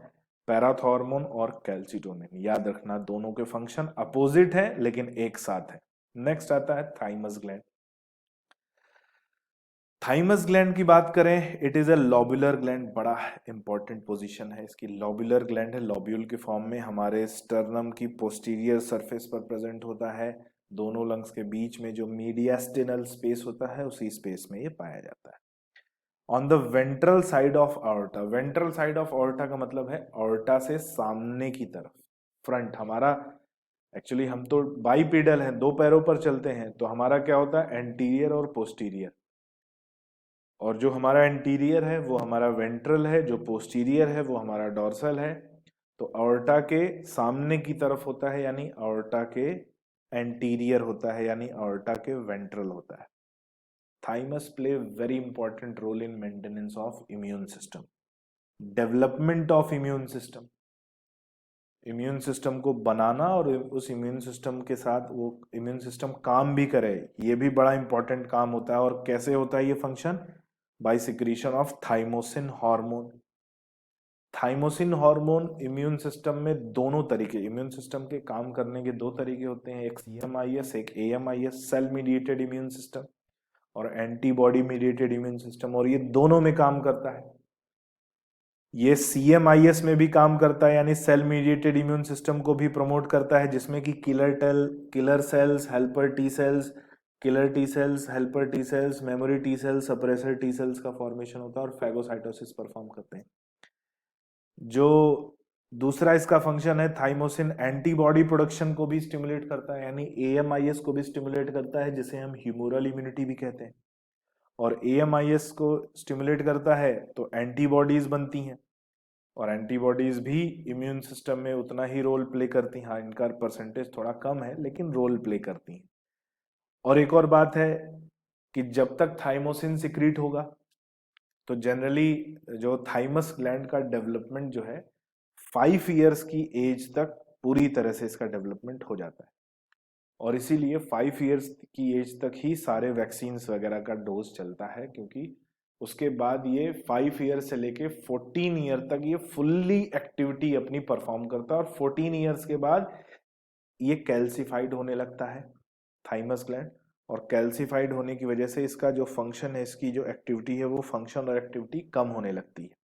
और कम होने लगती है तो जिस पर्सन में इसकी एक्टिविटी कम होगी उसका इम्यून सिस्टम भी वीक होने लगता है, और बुढ़ापे तक जाते जाते तो बड़ी बुरी हालत हो जाती है। बुढ़ापे तक तो इम्यून सिस्टम नाम मात्र का बचता है।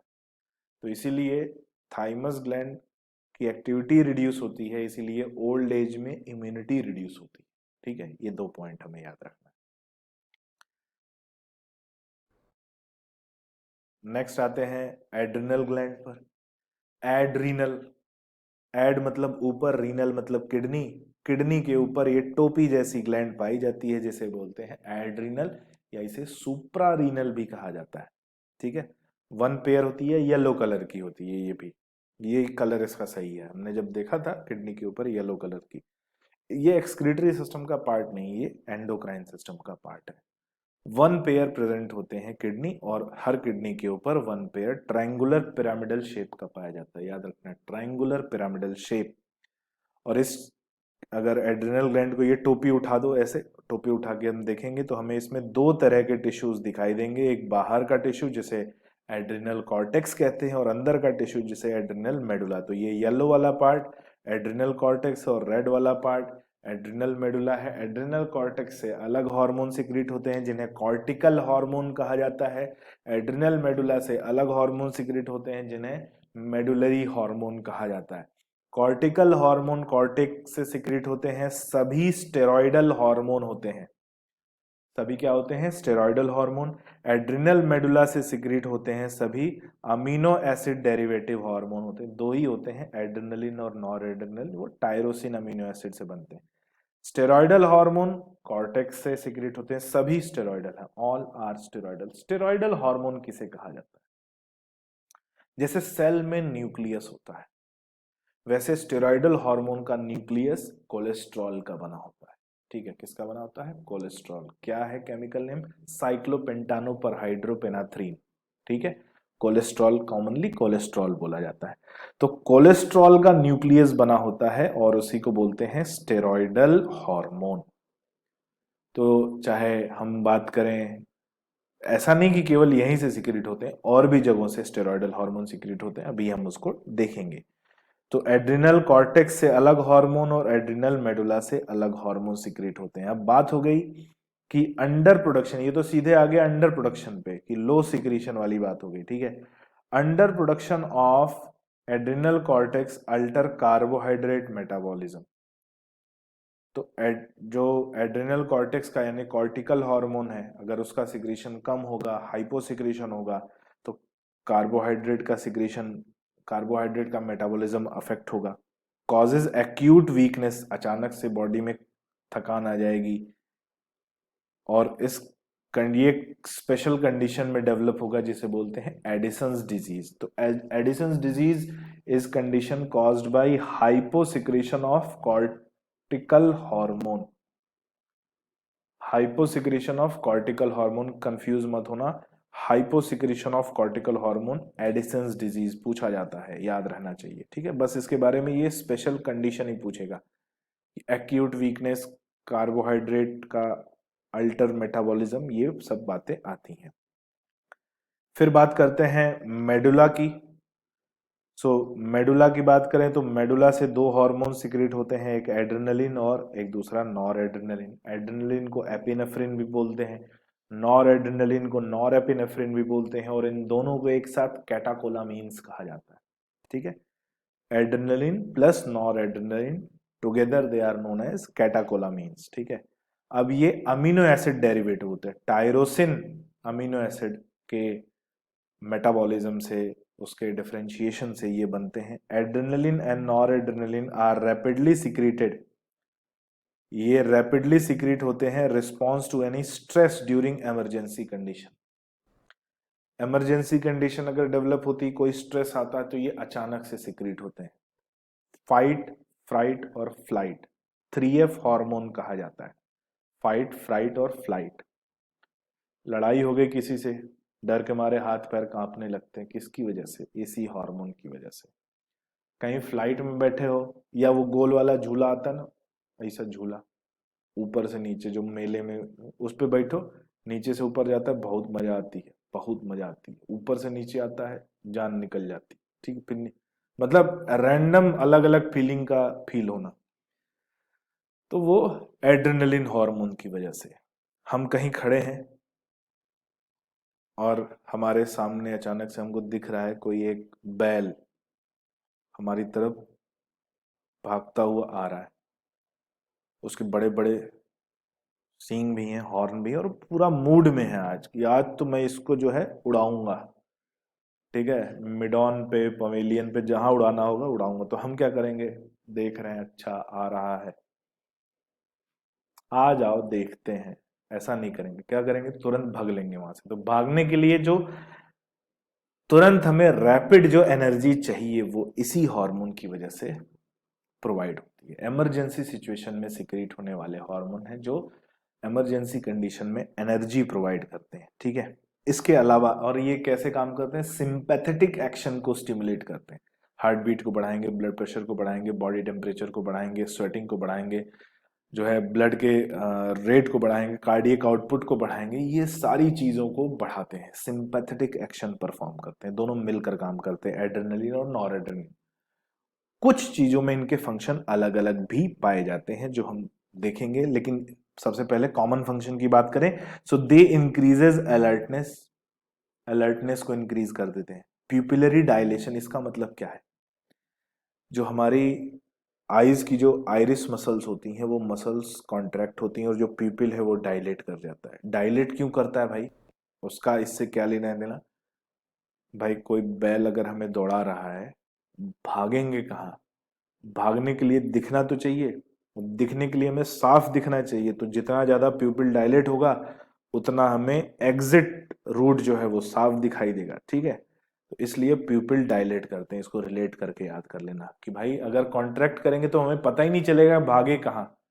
ठीक है, कहीं जाके दीवार से टकरा गए, कहीं जाके कुएं में गिर गए। तो जब आप देखोगे कई बार ऐसा होता है, जब आप जनरली तो लड़ाई झगड़ा किसी से हो जाए, स्कूल के बाहर, कॉलेज के बाहर 10-20 इकट्ठे हो गए, सबका एड्रेनलिन लेवल हाई है, तो वो जो स्ट्रेंथ आती है उस समय वो इसी हार्मोन की वजह से आती है। ठीक है, फिर बात आती है कि पाइलो इरेक्शन, गूज फ्लैश, पाइलो इरेक्शन, रोए खड़े हो जाना, बोलते हैं ना रोए खड़े हो गए। स्वेटिंग सिंपैथेटिक एक्शन की वजह से होता है। Both of these hormone increases the heart beat, strength of contraction and the rate of respiration. Rate of respiration, blood pressure यानी स्ट्रेंथ ऑफ कॉन्ट्रैक्शन, और रेट ऑफ हार्ट बीट यानी tachycardia cause करेंगे। ठीक है, catecholamines also stimulate the breakdown of glycogen. अब भाई body को अगर मसल्स को भागना है, उसे ग्लूकोज चाहिए ऑक्सीडाइज करने के लिए, एनर्जी चाहिए, तो ग्लूकोज आएगा कहां से, ग्लाइकोजन को ब्रेक करके। तो लिवर वगैरह में जो ग्लाइकोजन स्टोर है उसको ब्रेक करेंगे, ब्लड में ग्लूकोज का लेवल बढ़ेगा, और ब्लड में ग्लूकोज का लेवल बढ़ेगा तो मसल्स उसको यूटिलाइज कर पाएंगे। So increase concentration of glucose in blood, ये तो ब्लड में ग्लूकोज के लेवल को बढ़ाएगा, लेकिन मसल्स उसे यूज कर जाएंगी। And they also stimulate the break down of lipid and protein. केवल ग्लाइकोजन से काम नहीं चलेगा, जो लिपिड और प्रोटीन है उसको भी ब्रेक करो, उसको भी ब्रेक के करके ग्लूकोज की अवेलेबिलिटी को बढ़ाओ। अब बैल ने अगर ज्यादा दूर तक दौड़ा लिया तो ग्लाइकोजन या ब्लड ग्लूकोज तो यूटिलाइज हो जाएगा, तो और एनर्जी चाहिए तो कहां से आएगी, लिपिड और प्रोटीन को ब्रेक करके। अब ये जो एड्रिनल कॉर्टेक्स है, ये तीन इसकी लेयर पाई जाती है, outer layer, middle layer, inner layer. Outer layer को हम बोलते हैं जोना ग्लोमेरुलोसा, मिडिल लेयर को जोना फेसिकुलेटा, इनर लेयर को जोना रेटिकुलरिस। हम बाहर से अंदर बता रहे हैं। ठीक है, बाहर से अंदर याद रखना है, GFR, ग्लोमेरुलर फिल्ट्रेशन रेट नहीं है ये। जोना ग्लोमेरुलोसा है, जोना रेटिकुलर, जोना फेसिकुलेटा है, और जोना रेटिकुलरिस है, कंफ्यूज नहीं होना। The adrenal cortex secrete many hormone, कई हार्मोन सिक्रेट करता है, और सभी को एक साथ कॉर्टिकॉइड्स बोले जाते हैं, और सभी स्टेरॉइडल हार्मोन होते हैं। और उनमें मेनली हम जो बात करते हैं सबसे पहले, the corticoids which are involve in carbohydrate metabolism are known as glucocorticoid. तो जो कार्बोहाइड्रेट यानी ग्लूकोज के मेटाबॉलिज्म में इन्वॉल्व होता है उसे हम ग्लूकोकॉर्टिकॉइड कहते हैं। इन आवर बॉडी कॉर्टिसोल एक एग्जाम्पल है, ग्लूकोकॉर्टिकॉइड का बड़ा इंपॉर्टेंट एग्जाम्पल है। ग्लूकोकॉर्टिकॉइड ग्लूकोज के मेटाबॉलिज्म को कंट्रोल करेगा, उसी का एग्जाम्पल है कॉर्टिसोल। ये क्या करता है, बॉडी में ब्लड में ग्लूकोज के लेवल को बढ़ाता है। ठीक है, ब्लड में ग्लूकोज के लेवल को बढ़ाता है। दूसरा यहां पे लिखा है, cortisol is mainly glucocorticoid and corticoid which regulate the balance of water, जो वाटर बैलेंस को मेंटेन करते हैं उन्हें मिनरलोकॉर्टिकॉइड कहा जाता है। तो एक टाइप हो गया ग्लूकोकॉर्टिकॉइड, दूसरा टाइप हो गया मिनरलोकॉर्टिकॉइड। ग्लूकोकॉर्टिकॉइड का एग्जांपल कॉर्टिसोल, मिनरलोकॉर्टिकॉइड का example aldosterone. So aldosterone is the main mineralocorticoid in our body. ये मेन वो हार्मोन है जो मिनरल्स, अभी हमने बात करी थी ना एडीएच हार्मोन, तो एडीएच हार्मोन इसी के इन्फ्लुएंस में काम करता है, मिनरलोकॉर्टिकॉइड के इन्फ्लुएंस में काम करता है, और मिनरल्स, आयरन, सॉल्ट और वाटर के रीएब्जॉर्प्शन को बढ़ाता है। यानी रास सिस्टम में रेनिन, एंजियोटेंसिन, एल्डोस्टेरॉन सिस्टम, यही एल्डोस्टेरॉन है जो रास सिस्टम में पार्टिसिपेट करता है। Glucocorticoid stimulate gluconeogenesis. अब यहाँ पर कुछ टेक्निकल टर्म आ जाते हैं, एक एक बार में बोलते चलेंगे, आप याद रख लें। Glucocorticoid stimulate gluconeogenesis. ग्लूकोनियोजेनेसिस का मतलब होता है formation of glucose from breakdown of substances other than glycogen. Glycogen के अलावा जो कार्बोहाइड्रेट, जो ग्लाइकोजन के अलावा जो फैट है, लिपिड है, प्रोटीन है, उसको ब्रेक करके अगर ग्लूकोज बनाए तो उसे बोलेंगे ग्लूकोनियोजेनेसिस। यानी लिपिड की लाइसिस होगी, लाइपोलाइसिस होगी, प्रोटियोलाइसिस होगी, and inhibit cellular uptake and utilization of amino acid. तो ग्लूकोज के लेवल को बढ़ाएगा और सेल्स ग्लूकोज को एब्जॉर्ब ना कर पाए, इसलिए सेलुलर अपटेक को कम करेगा और अमीनो एसिड के यूटिलाइजेशन को भी कम करेगा। ठीक है, प्रोटीन ब्रेकडाउन को बढ़ा रहा है तो अमीनो एसिड का यूटिलाइजेशन मतलब प्रोटियोलाइसिस से रिलेटेड है। प्रोटीन के ब्रेकडाउन को बढ़ा रहा है तो प्रोटीन के सिंथेसिस को कम करेगा, तो अमीनो एसिड सेल में कम जाएंगे, ग्लूकोज सेल में कम जाएगा और ब्लड में ग्लूकोज का लेवल बढ़ेगा। एक बड़ा important point, cortisol is also involved in maintenance of cardiovascular system as well as the kidney function। ये हार्ट के फंक्शन और किडनी फंक्शन को भी मेंटेन करता है। इंपॉर्टेंट पॉइंट है, अंडरलाइन कर लेना। दूसरी बात हमारे इम्यून सिस्टम से रिलेटेड है।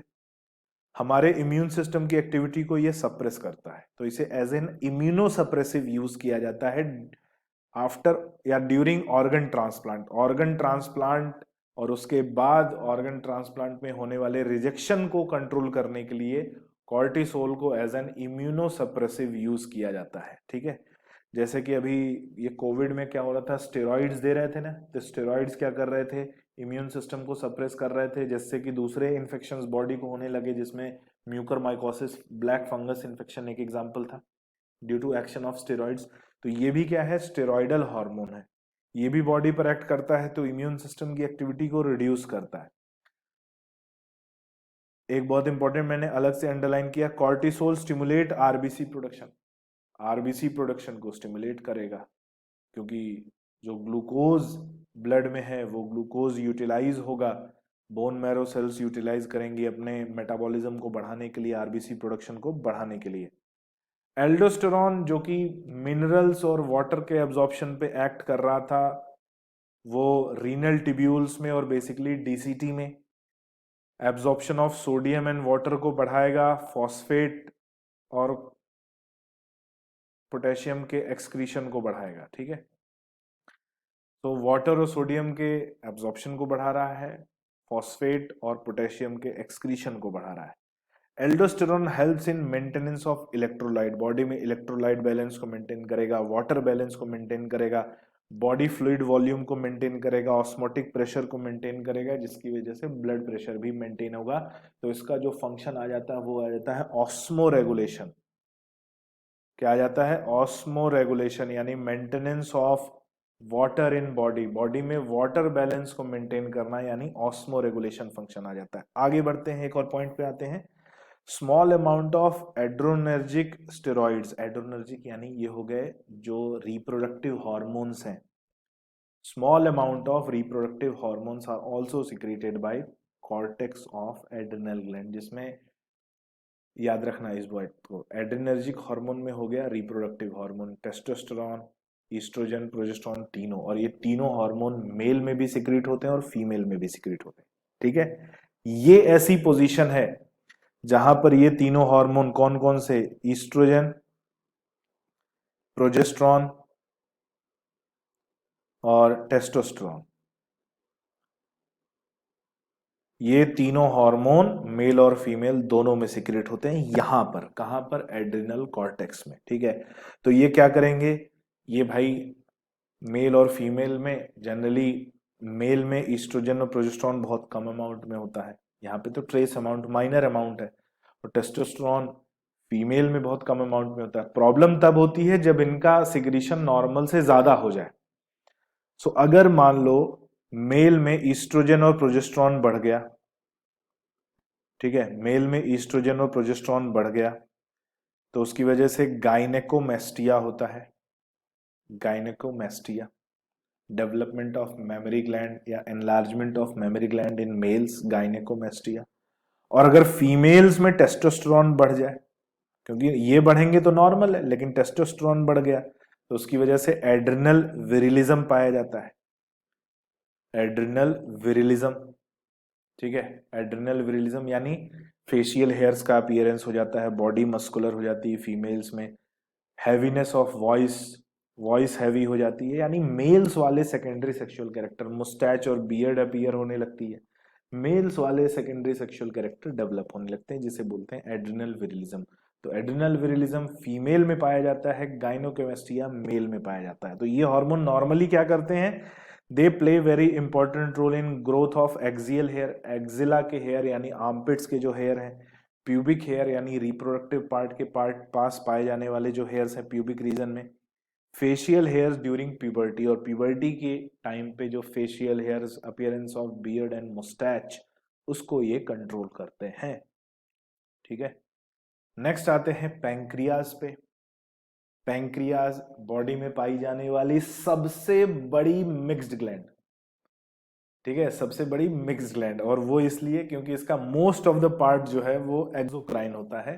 99% पार्ट इसका एक्सोक्राइन होता है, जिसका सिक्रीशन पैंक्रियाटिक डक्ट से रिलीज होता है।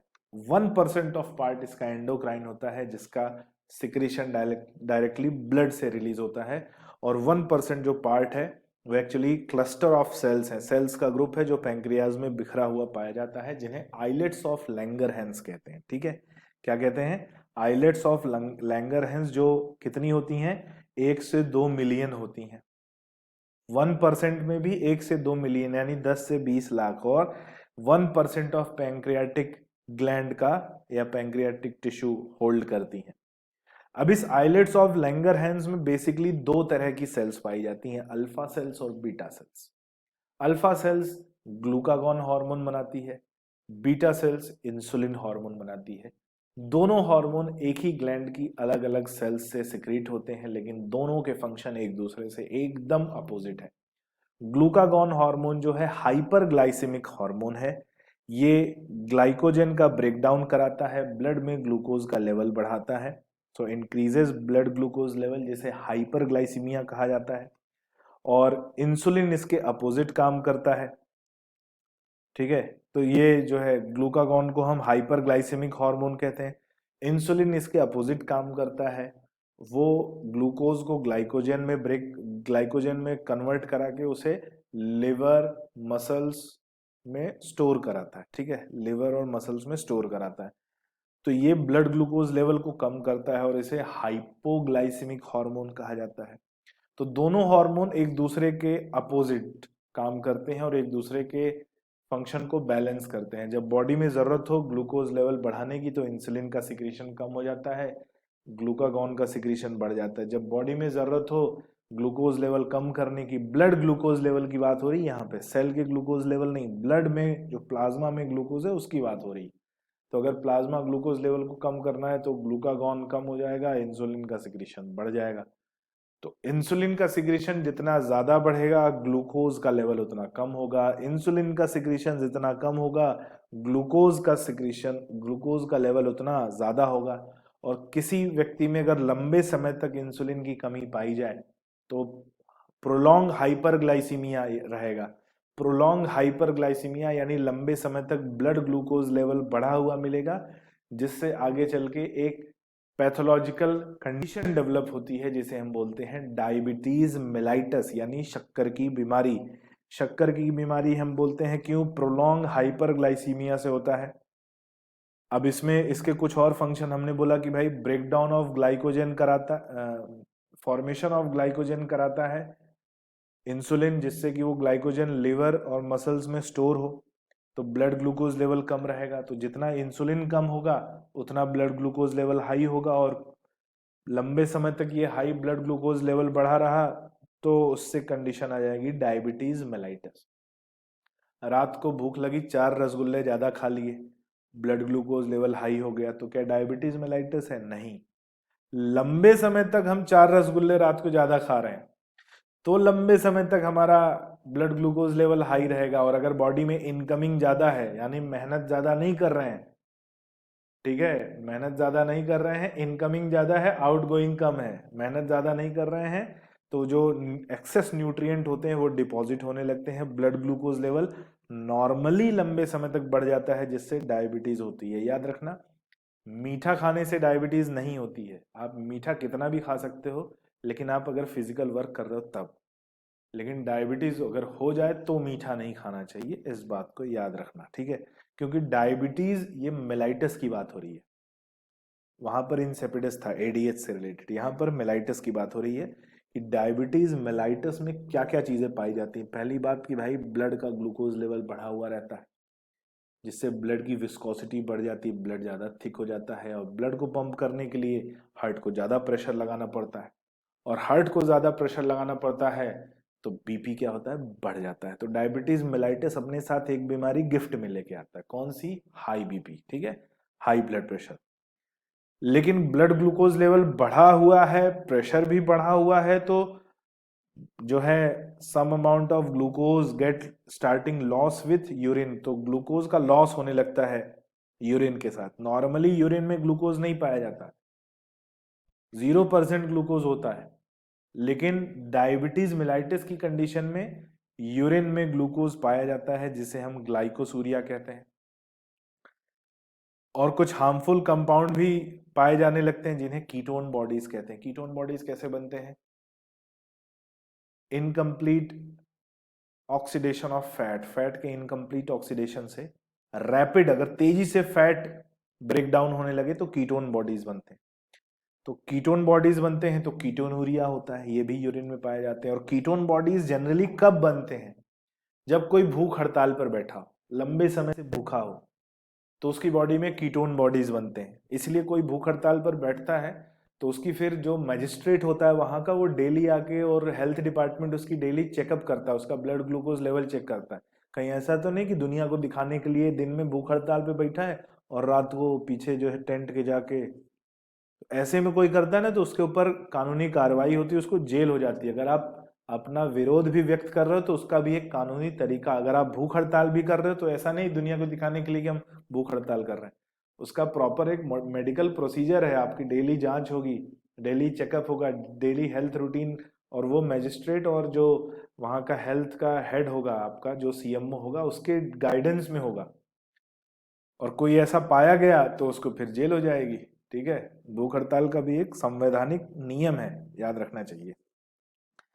तो यहाँ पे अगर कोई लंबे समय से भूख हड़ताल पे है तो बॉडी में उसके फैट तेजी से ब्रेक होता है, और तेजी से फैट ब्रेक होता है तो कीटोन बॉडीज उस सिचुएशन में भी पाए जाएंगे। डायबिटीज में तो पाए ही जाएंगे, नॉर्मली किसी को डायबिटीज नहीं है तो भी उसमें प्रोलॉन्ग फास्टिंग कर रहा है, भूख हड़ताल पर है, तो उसे मिलेगा क्या?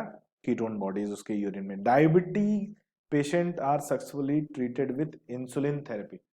तो अगर कोई डायबिटिक पेशेंट है और उसका शुगर लेवल कंट्रोल में नहीं हो रहा है तो उसे इंसुलिन थेरेपी पर रखा जाता है, कि उसे रेगुलर इंटरवल पे उसकी रिक्वायरमेंट के अकॉर्डिंग इंसुलिन दिया जाता है, जिससे उसका बॉडी का ब्लड ग्लूकोज लेवल कंट्रोल रहे, ठीक है। ये हो गई बात किसकी? पैंक्रियाज की। नेक्स्ट आते हैं टेस्टिस पे।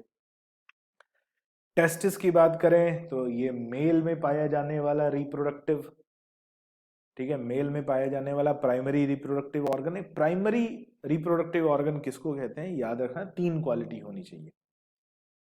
कोई भी ऑर्गन प्राइमरी रिप्रोडक्टिव ऑर्गन कब कहलाएगा? उसके अंदर 3 क्वालिटी होनी चाहिए। वो बर्थ से प्रेजेंट होना चाहिए, उसमें गैमेट फॉर्मेशन होना चाहिए, और उसमें सेक्सुअल हार्मोन सिक्रीट होने चाहिए। अगर ये तीनों क्वालिटी परफॉर्म कर रहा है तो वो प्राइमरी रिप्रोडक्टिव ऑर्गन है, और ये काम मेल में टेस्टिस करता है और फीमेल में ओवरी करती है, ठीक है।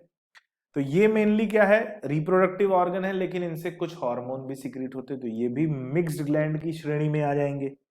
और मिक्स्ड ग्लैंड की श्रेणी में आएंगे तो यहां पर हम बात कर रहे हैं कि इनमें जो कुछ स्ट्रक्चर्स पाए जाते हैं, जैसे सेमिनिफेरस ट्यूब्यूल्स पाई जाती हैं, ठीक है। लोब्यूल के अंदर सेमिनिफेरस ट्यूब्यूल होती हैं, और सेमिनिफेरस ट्यूब्यूल के बाहर जो पार्ट होता है जिसे इंटरस्टिशियल टिश्यू कहते हैं, वहां पर कुछ सेल्स पाई जाती हैं जिन्हें इंटरस्टिशियल सेल्स या लेडिक सेल्स कहते हैं।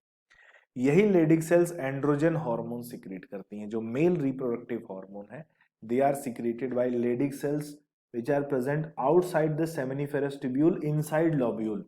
लोब्यूल के अंदर, सेमिनिफेरस ट्यूब्यूल के बाहर जो खाली स्पेस है, इंटरस्टिशियम है, उसी इंटरस्टिशियम में ये सेल्स होती हैं, इसीलिए इन्हें इंटरस्टिशियल सेल्स या लेडिक सेल्स कहा जाता है। अब ये हार्मोन करता क्या है, मेल में क्या करता है भाई? मेल में बहुत सारे फंक्शन है, development, maturation and function of male accessory sex organs like epididymis, vas deferens, seminal vesicle, इन सभी के मैच्योरेशन, डेवलपमेंट और फंक्शन को मेंटेन करता है। सबके अलग अलग फंक्शन मैंने रिप्रोडक्टिव सिस्टम में पढ़े हुए हैं, यहाँ पर इनके फंक्शन को हम डिटेल में नहीं देखेंगे, हम हार्मोन के फंक्शन को देखेंगे बस।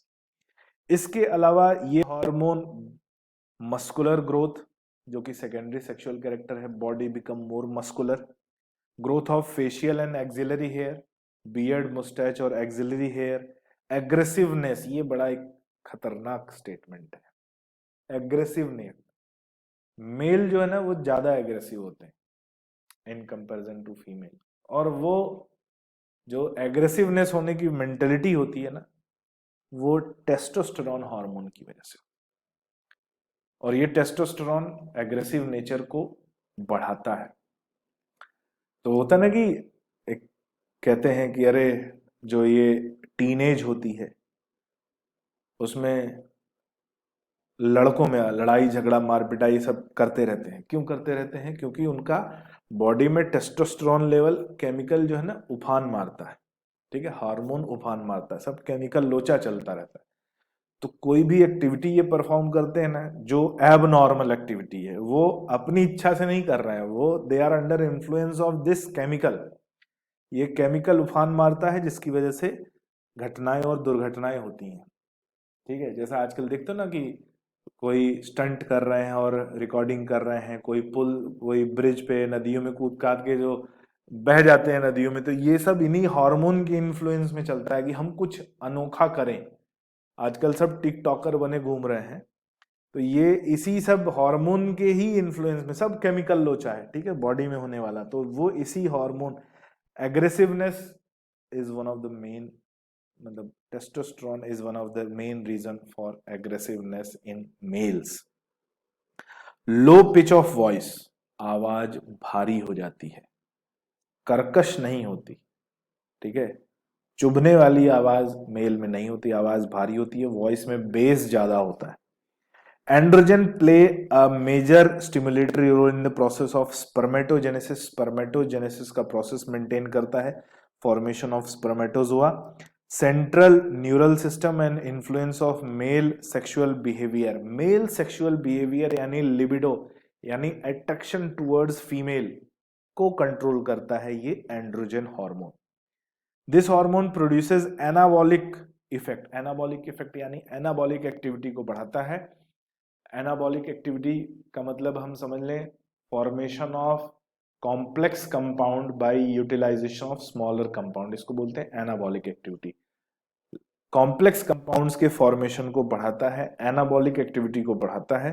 And effect on protein and carbohydrate metabolism, ये प्रोटीन और कार्बोहाइड्रेट मेटाबॉलिज्म को बढ़ाएगा, बॉडी में प्रोटीन सिंथेसिस को बढ़ाता है। भाई बॉडी बिकम मोर मस्कुलर, यानी मसल्स का प्रोटीन बनना चाहिए, ठीक है। तो मसल्स का प्रोटीन कैसे बनेगा? प्रोटीन सिंथेसिस को बढ़ाएगा और कार्बोहाइड्रेट को प्रोटीन में भी कन्वर्ट कराएगा। कार्बो ब्लड के ग्लूकोज लेवल को बढ़ाता भी है और उस ब्लड को यूटिलाइज भी करा, उस ग्लूकोज को यूटिलाइज भी कराता है कि वो प्रोटीन बनाने में यूज हो जाए। तो ये डुअल नेचर हमें टेस्टोस्टेरोन का यहाँ पर दिखाई देता है। नेक्स्ट ओवरी की बात करते हैं। It is the primary reproductive organ in female, और यहाँ पर ये दो हार्मोन सिक्रीट करता है, ईस्ट्रोजन और प्रोजेस्टेरोन, दोनों हार्मोन के, दोनों ही स्टेरॉइडल हार्मोन है। तो ये टेस्टिस और ओवरी से जो हार्मोन सिक्रीट होते हैं ये भी स्टेरॉइडल हार्मोन है, ठीक है। कॉर्टिकल हार्मोन और गोनेडियल हार्मोन, ये क्या है? स्टेरॉइडल हार्मोन है। फिर उसके बाद कहाँ से सिक्रीट होता है? तो इट इज जो सिक्रीशन होता है ovarian follicle and stromal tissue, ठीक है, ovarian follicle and stromal tissue. अब बात आती है कि ओवरी में या जो मैच्योरिंग फॉलिकल है उस फॉलिकल में ईस्ट्रोजन और प्रोजेस्टेरोन हार्मोन दोनों सिक्रीट होते हैं। ओवुलेशन के पहले जो थीका इंटरना है, थीका इंटरना की सेल्स ईस्ट्रोजन हार्मोन बनाती हैं। ओवुलेशन के बाद वो कॉर्पस ल्यूटियम जो है वो प्रोजेस्टेरोन हार्मोन सिक्रीट करता है और ईस्ट्रोजन दोनों सिक्रीट करता है। दोनों हार्मोन मेंस्ट्रुअल साइकिल में अलग अलग टाइम पर सिक्रीट होते हैं और दोनों के अलग अलग फंक्शन पाए जाते हैं। क्या फंक्शन मिलते हैं ईस्ट्रोजन और प्रोजेस्टेरोन के? तो सबसे पहले ईस्ट्रोजन की बात करेंगे। Estrogen provide wide ranging action such as stimulation of growth and activity of female secondary sex organ, यानी फीमेल में सेकेंडरी सेक्सुअल ऑर्गन की ग्रोथ और उसकी एक्टिविटी को रेगुलेट करता है, उसे स्टिमुलेट करता है। Development of growing ovarian follicle, ovarian follicle को ग्रो कराता है। Appearance of female secondary sexual character, memory gland development. Estrogen also regulate female sexual behaviour, estrogen ही फीमेल सेक्सुअल बिहेवियर को रेगुलेट करता है। हालांकि इससे रिलेटेड एक दो पॉइंट और मैं बता दूं, फीमेल में जो सेकेंडरी सेक्सुअल कैरेक्टर है उसमें बात आ जाती है जैसे कि हाई पिच ऑफ वॉइस, आवाज जो है पतली होती है और पिच ज्यादा होता है, जो कर्कश आवाज, कान में चुभने वाली आवाज जिसको बोल सकते हैं, ठीक है। मेमोरी ग्लैंड का डेवलपमेंट भी कराता है, मेमोरी ग्लैंड का भी डेवलपमेंट। और फीमेल्स में जो है estrogen hormone is responsible for increase in density of bones, bones की डेंसिटी को इंक्रीज करने के लिए भी ये जो है एक्ट करता है। और मेंस्ट्रुअल साइकिल में इम्बैलेंस होता है तो बोन की डेंसिटी कम हो जाती है और इसीलिए फीमेल में ऑस्टियोपोरोसिस पाया जाता है, osteoporosis due to disturbance in secretion of estrogen. Osteoporosis होता है ईस्ट्रोजन के अगर सिक्रीशन कम हो, डिसबैलेंस हो। तो एक तो हो गया, हमने डेंसिटी की बात कर ली, बोन की डेंसिटी को बढ़ाता है। दूसरा एक बात आती है ईस्ट्रोजन का, फीमेल्स में एक बड़ा वरदान है, ईस्ट्रोजन का फीमेल्स को एक बड़ा वरदान है। क्या वरदान है भाई? Estrogen regulates development of hairs throughout the life. Females में जो बाल है ना, हेयर, सिर के जो बाल है, वो पूरी लाइफ उगते रहते हैं under influence of estrogen hormone. Male में ऐसा नहीं है, मेल में ईस्ट्रोजन बहुत लो सिक्रीशन में होता है और एक समय के बाद बाल झड़ जाते हैं। तो ईस्ट्रोजन हार्मोन की इन्फ्लुएंस से मेल टकले हो सकते हैं लेकिन फीमेल नहीं होती, क्योंकि ये पूरी लाइफ उनमें हेयर नए फॉलिकल्स बनाते रहते हैं और बाल उगते रहते हैं, ठीक है। तो ये पॉइंट याद रखना, किसके इन्फ्लुएंस में? ईस्ट्रोजन। तो ऑस्टियोपोरोसिस भी किससे रिलेटेड है? ईस्ट्रोजन। और हेयर्स का डेवलपमेंट भी किससे रिलेटेड है? ईस्ट्रोजन से। Progesterone supports pregnancy, progesterone pregnancy को सपोर्ट करता है, प्रेगनेंसी को मेंटेन करता है, इम्प्लांटेशन को सपोर्ट करता है, फर्टिलाइजेशन को सपोर्ट करता है, एंडोमेट्रियम की डेवलपमेंट को, एंडोमेट्रियम की थिकनिंग को सपोर्ट करता है। और साथ ही साथ it act on memory gland and stimulate the formation of alveoli, alveolar sac के फॉर्मेशन, ये ऑप्शन बन के आता है, एल्व्यूलर सैक के फॉर्मेशन को बढ़ाता है, मिल्क प्रोडक्शन को नहीं बढ़ाता, मिल्क जहां स्टोर होगा उस स्ट्रक्चर को बढ़ाता है, एल्व्यूलर सैक के डेवलपमेंट को बढ़ाता है जिससे कि ज्यादा से ज्यादा मिल्क क्या हो सके? स्टोर हो सके। And milk secretion, milk secretion को तब बढ़ाएगा जब लैक्टेशन का टाइम होगा, यानी न्यूबॉर्न बेबी के बर्थ के बाद अगर मिल्क प्रोडक्शन चल रहा है, लैक्टेशन चल रहा है, तो उस लैक्टेशन के समय मिल्क सिक्रीशन को मेंटेन करना कि ये मेंटेनेंस चलता रहे, ठीक है। बर्थ के बाद अगर हम बात करें, पार्चुरेशन के बाद लगभग 6 महीने तक मिल्क सिक्रीशन होता रहता है, तो उस 6 महीने तक मिल्क सिक्रीशन सामान्य रूप से चलता रहे, ये कौन एश्योर कराएगा? ये प्रोजेस्टेरोन। तो प्रोजेस्टेरोन अपना पूरा फोकस मिल्क सिक्रीशन पर बना के रखता है और इसीलिए जब तक लैक्टेशन चलता है तब तक मेंस्ट्रुअल साइकिल पर उसका फोकस नहीं होता और मेंस्ट्रुअल साइकिल टेम्परेरी बंद रहती है, उसे कहते हैं लैक्टेशनल एमनोरिया, क्योंकि इसका पूरा फोकस किस पर है? लैक्टेशन पर है, तो मेंस्ट्रुअल साइकिल पर फोकस नहीं है, तो वो क्या कहलाएगा? Lactational amenorrhoea, temporary stoppage of menstrual cycle. वो भी किसकी वजह से होता है? प्रोजेस्टेरॉन हार्मोन की वजह से। ठीक है, इसके अलावा हमने बोला कि कुछ माइनर हार्मोन्स कुछ कुछ पार्ट से सिक्रीट होते हैं टेम्परेरी जब जरूरत होती है, तो कुछ, जैसे हमने एक बात, ये एंडोक्राइनल टिश्यू नहीं है, लेकिन ये कुछ हार्मोन कभी कभी सिक्रीट करते हैं। जैसे हम एक बात कर रहे हैं, एट्रियम की वॉल से, वॉल ऑफ एट्रियम से एएनएफ सिक्रीट होता है। एएनएफ क्या करता है? ब्लड प्रेशर को कम करता है। ठीक है, ब्लड प्रेशर को कम करता है, ब्लड वेसल्स को डायलेट करता है, और रेनिन के सिक्रीशन को अपोज करता है, रेनिन के सिक्रीशन को इनहिबिट करता है। ठीक है, रास सिस्टम के अपोजिट काम करता है। एएनएफ आर्ट्रियल नेटियूरेटिक फैक्टर, एक बात हो गई। दूसरी बात, अच्छा ये भी पेप्टाइड हार्मोन है, यानी प्रोटीन हार्मोन है। दूसरी बात यहां पर हम, एक तो हमने रेनिन की बात करी जक्स्टा ग्लोमेरुलर सेल से, किडनी से। दूसरा ही इन्हीं सेल से एक और हार्मोन सिक्रीट होता है, नाम है एरिथ्रोपोइटिन, और ये एरिथ्रोपोइटिन एरिथ्रोपोइसिस को बढ़ाता है। नाम से ही समझ में आ जाएगा ये क्या काम कर रहा है। एरिथ्रोपोइसिस यानी आरबीसी के फॉर्मेशन को बढ़ा रहा है। ठीक है, तो kidney play a very important role in production of RBC. और आई थिंक नीट 2020 में इस पर एक क्वेश्चन भी आया, नीट 2020 में ही आया, हाँ कंफर्म हो। नीट 2020 में क्या क्वेश्चन आया कि जो लोग हेमोडायलिसिस पर होते हैं उन्हें एडिशनली सप्लीमेंट किसका दिया जाता है। तो कोई अगर हेमोडायलिसिस पर होता है तो क्यों है? क्योंकि उसका किडनी काम करना बंद कर दिया है, और किडनी काम करना बंद कर दिया है तो उसमें एरिथ्रोपोइटिन की भी कमी है, और आरबीसी प्रोडक्शन भी इफेक्ट होगा, तो उसे एडिशनली एरिथ्रोपोइटिन देते हैं। ये क्वेश्चन आया हुआ है। ठीक है, कब आया है? 2020 में, आउट ऑफ एनसीईआरटी का है, लेकिन क्योंकि इसे जो है उन्होंने हेमोडायलिसिस से कनेक्ट करके पूछा, और नॉर्मली यहाँ पर या MBBS first year second year में भी ये बातें नहीं बताई जाती। ये जब प्रैक्टिस करते हैं और प्रैक्टिस के समय जब कॉम्प्लिकेशंस को मैनेज करते हैं तो ये पॉइंट्स सामने आते हैं कि एरिथ्रोपोइटिन दिया जाता है। ठीक है, ये पॉइंट को याद रखना।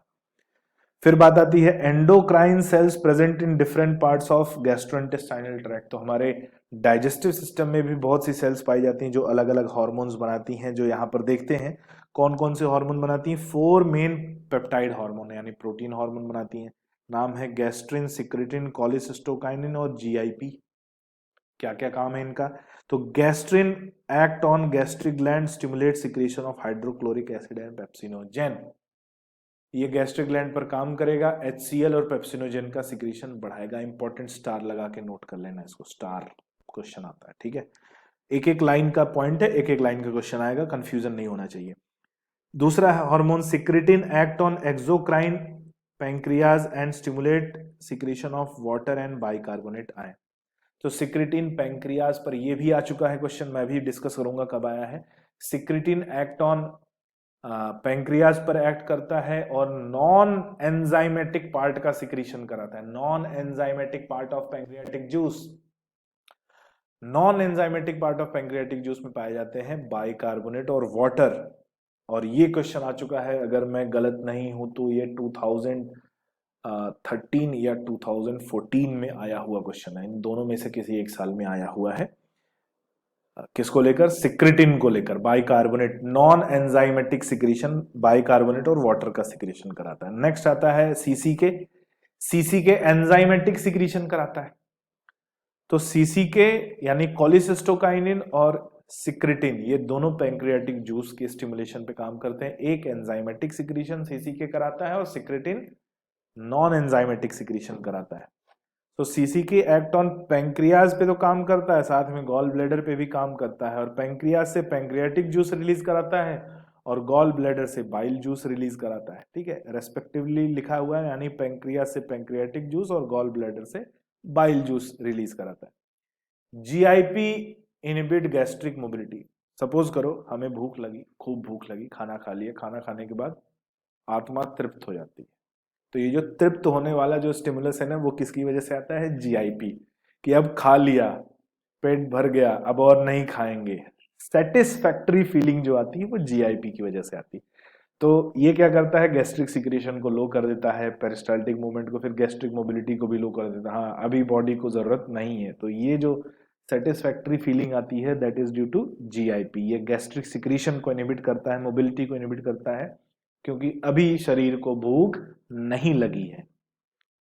Several other non endocrinal tissue भी पाए जाते हैं, जैसे ग्रोथ फैक्टर माइनर है, बस ये याद रखना, इससे ज्यादा इनमें है नहीं, जो रिपेयर और रीजनरेशन के लिए काम करते हैं।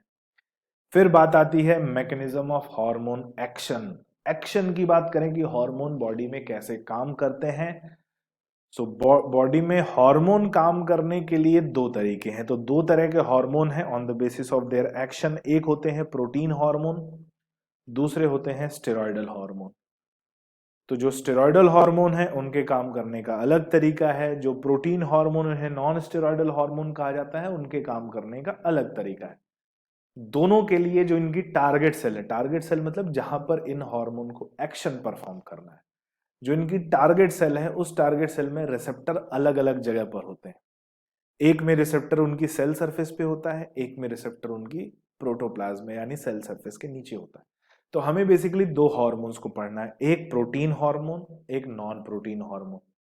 यानी जो नॉन प्रोटीन है वही स्टेरॉयडल है, और जो प्रोटीन है वो नॉन स्टेरॉयडल है। ठीक है, ऐसा समझ ला, protein non protein, steroidal non steroidal. ठीक है, तो पहले देखते हैं हम किसको, डायग्राम को देखते हैं, और उसको देखने से पहले टाइप्स ऑफ हार्मोन समझ लेते हैं on the basis of their chemical nature. Chemical nature की बात करें तो यहां पर 4 दिए हुए हैं, इसमें एक और मैं ऐड करूंगा अपनी तरफ से। तो पेप्टाइड हार्मोन, पॉलीपेप्टाइड हार्मोन या प्रोटीन हार्मोन, ये सभी एक जैसे होते हैं जो प्रोटीन के बने होते हैं।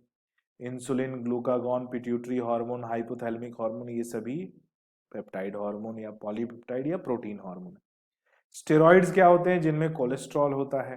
तो सभी कॉर्टिकल हार्मोन, एड्रिनल ग्लैंड के कॉर्टेक्स से सब बन रहे थे, सभी कॉर्टिकल हार्मोन क्या है, स्टेरॉइडल है। इसके अलावा टेस्टोस्टेरोन, ईस्ट्राडायल और जो प्रोजेस्टेरोन, ये भी सभी स्टेरॉइडल है। इनमें क्या प्रेजेंट है भाई, कोलेस्ट्रॉल न्यूक्लियस, साइक्लोपेंटानो पर हाइड्रोपेनाथ्रीन, आइडोथायरोनिन जिसमें आयोडीन प्रेजेंट हो, एग्जाम्पल थायराइड ग्लैंड से सिक्रेट होने वाला thyroxine hormone. Amino acid derivative epinephrine, एक और है फैट डेरिवेटिव प्रोस्टाग्लैंडिन। ठीक है, प्रोस्टाग्लैंडिन हालांकि हर समय सिक्रेट नहीं होता, एक स्पेशल कंडीशन में बॉडी की अलग अलग सेल्स अलग अलग तरह के प्रोस्टाग्लैंडिन में आती है। बेसिकली ब्रेन सेल्स में अगर प्रोस्टाग्लैंडिन सिक्रेट होता है तो उसकी वजह से सिर दर्द होता है। फिर प्रोस्टेट सेमिनल वेसाइकल में प्रोस्टाग्लैंडिन पाया जाता है, जो सीमेन में स्पर्मेटोजोआ को एक्टिवेट करता है और उसे मोटाइल बनाता है। तो वो एक हार्मोन है, वो फैट डेरिवेटिव हार्मोन है। ठीक है, यहाँ पे उसके बारे में नहीं लिखा लेकिन ध्यान में रहे।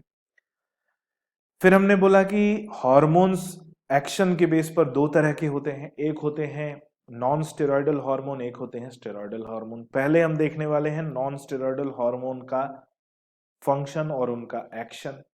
तो नॉन स्टेरॉयडल हार्मोन जिसे हम प्रोटीन हार्मोन कह रहे हैं, एग्जांपल यहां पर लिया है गोनाडोट्रोपिन हार्मोन का एग्जांपल, एफएसएच को लिया है।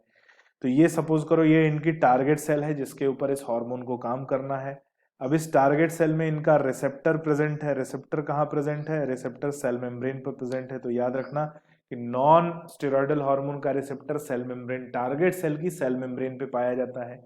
ये रिसेप्टर से जाके बाइंड होते हैं, हार्मोन सेल के अंदर एंटर नहीं करते। याद रखना, हार्मोन सेल के अंदर एंटर नहीं करते। जब ये रिसेप्टर से बाइंड होते हैं तो यहाँ से सिग्नल अंदर जाता है रिस्पॉन्स के फॉर्म में। सिग्नल किसके पास जाता है, इनके साइटोप्लाज्म में कैल्शियम होता है या साइक्लिक एमपी होता है, जो सेकेंडरी मैसेंजर की तरह काम करते हैं और सिग्नल की इंटेंसिटी को एम्पलीफाई कर देते हैं। वहां से फिर ये बायोकेमिकल रिस्पॉन्स जनरेट होता है और ये अपना फिजियोलॉजिकल फंक्शन परफॉर्म होता है। बेसिकली यहाँ पर जो इनका फंक्शन है वो लगभग लगभग 10 करोड़ टाइम्स यानी लगभग 100 मिलियन टाइम्स एम्पलीफाई होके अंदर जाता है। ठीक है, सो एम्पलीफिकेशन ऑफ फंक्शन पाया जाता है किसमें, नॉन स्टेरॉयडल हार्मोन में, जिसके रिसेप्टर सेल मेम्ब्रेन पर प्रेजेंट होते हैं, हार्मोन सेल के अंदर एंटर नहीं करता है, केवल रिस्पॉन्स अंदर जाता है और एम्पलीफिकेशन होता है, अपना फंक्शन परफॉर्म करते हैं। दूसरा जो हार्मोन है वो है स्टेरॉयडल हार्मोन। ये सपोज करो ये हमारी टारगेट सेल है, स्टेरॉयडल हार्मोन है जो कि नॉन प्रोटीन हार्मोन है, यहाँ पे ईस्ट्रोजन। इसका कोई रिसेप्टर यहां नहीं दिख रहा है सेल मेम्ब्रेन पर, यह हार्मोन सीधे सेल के अंदर जाता है, न्यूक्लियस के अंदर जाता है। न्यूक्लियस के अंदर जो है मैसेंजर आरएनए प्रेजेंट होता है जो इसके लिए रिसेप्टर का काम करता है। ये मैसेंजर आरएनए है जो इसका रिसेप्टर का काम करता है। उस मैसेंजर आरएनए के साथ बाइंड होता है तो ये बनाता है hormone receptor complex. Hormone receptor complex ये मैसेंजर आरएनए से फिर क्या होता है, इस हार्मोन रिसेप्टर आरएनए से मैसेंजर आरएनए बना और फिर क्या है, प्रोटीन सिंथेसिस होती है और इनका फिजियोलॉजिकल फंक्शन परफॉर्म होता है। तो ये इन्वॉल्व होते हैं प्रोटीन सिंथेसिस में। कौन? Steroidal hormones. ठीक है, ये याद रखना है। इनका रिसेप्टर कहाँ है? न्यूक्लियस के अंदर। ये एमआरएनए सिंथेसिस कराते हैं, फिर प्रोटीन सिंथेसिस कराते हैं, और ये मेनली इन्वॉल्व होते हैं किसमें? प्रोटीन सिंथेसिस में। इनके लिए कोई सेकेंडरी मैसेंजर नहीं है, इनके लिए कोई एम्प्लीफिकेशन नहीं है। ठीक है, यहाँ पर इनका सीधे हार्मोन सेल के अंदर और फिर न्यूक्लियस के अंदर भी पहुंच जाता है। देखो यहां से गया सेल के अंदर और न्यूक्लियस के अंदर। इनका रिसेप्टर कहाँ था? न्यूक्लियस के अंदर। तो रिसेप्टर हार्मोन कॉम्प्लेक्स बनता है और इस बेस पर इन दोनों में डिफरेंस पाया जाता है। उसका रिसेप्टर कहाँ है, इसका रिसेप्टर कहाँ है? वहां एम्प्लीफिकेशन है, यहाँ एम्प्लीफिकेशन नहीं है। वहां सेकेंडरी मैसेंजर है जो साइक्लिक एमपी होता है या कैल्शियम आयन होता है, यहाँ पर ऐसा कोई सेकेंडरी मैसेंजर नहीं है। यहाँ प्रोटीन सिंथेसिस होती है, वहां प्रोटीन सिंथेसिस नहीं होती है। यहाँ एम्प्लीफिकेशन नहीं होता है, वहां एम्प्लीफिकेशन होता है। ठीक है, तो ये इन दोनों हार्मोन के एक्शन का मैकेनिज्म है जो हमने आज देखा। तो यहां कंप्लीट होता है बच्चों हमारा एंडोक्राइन सिस्टम।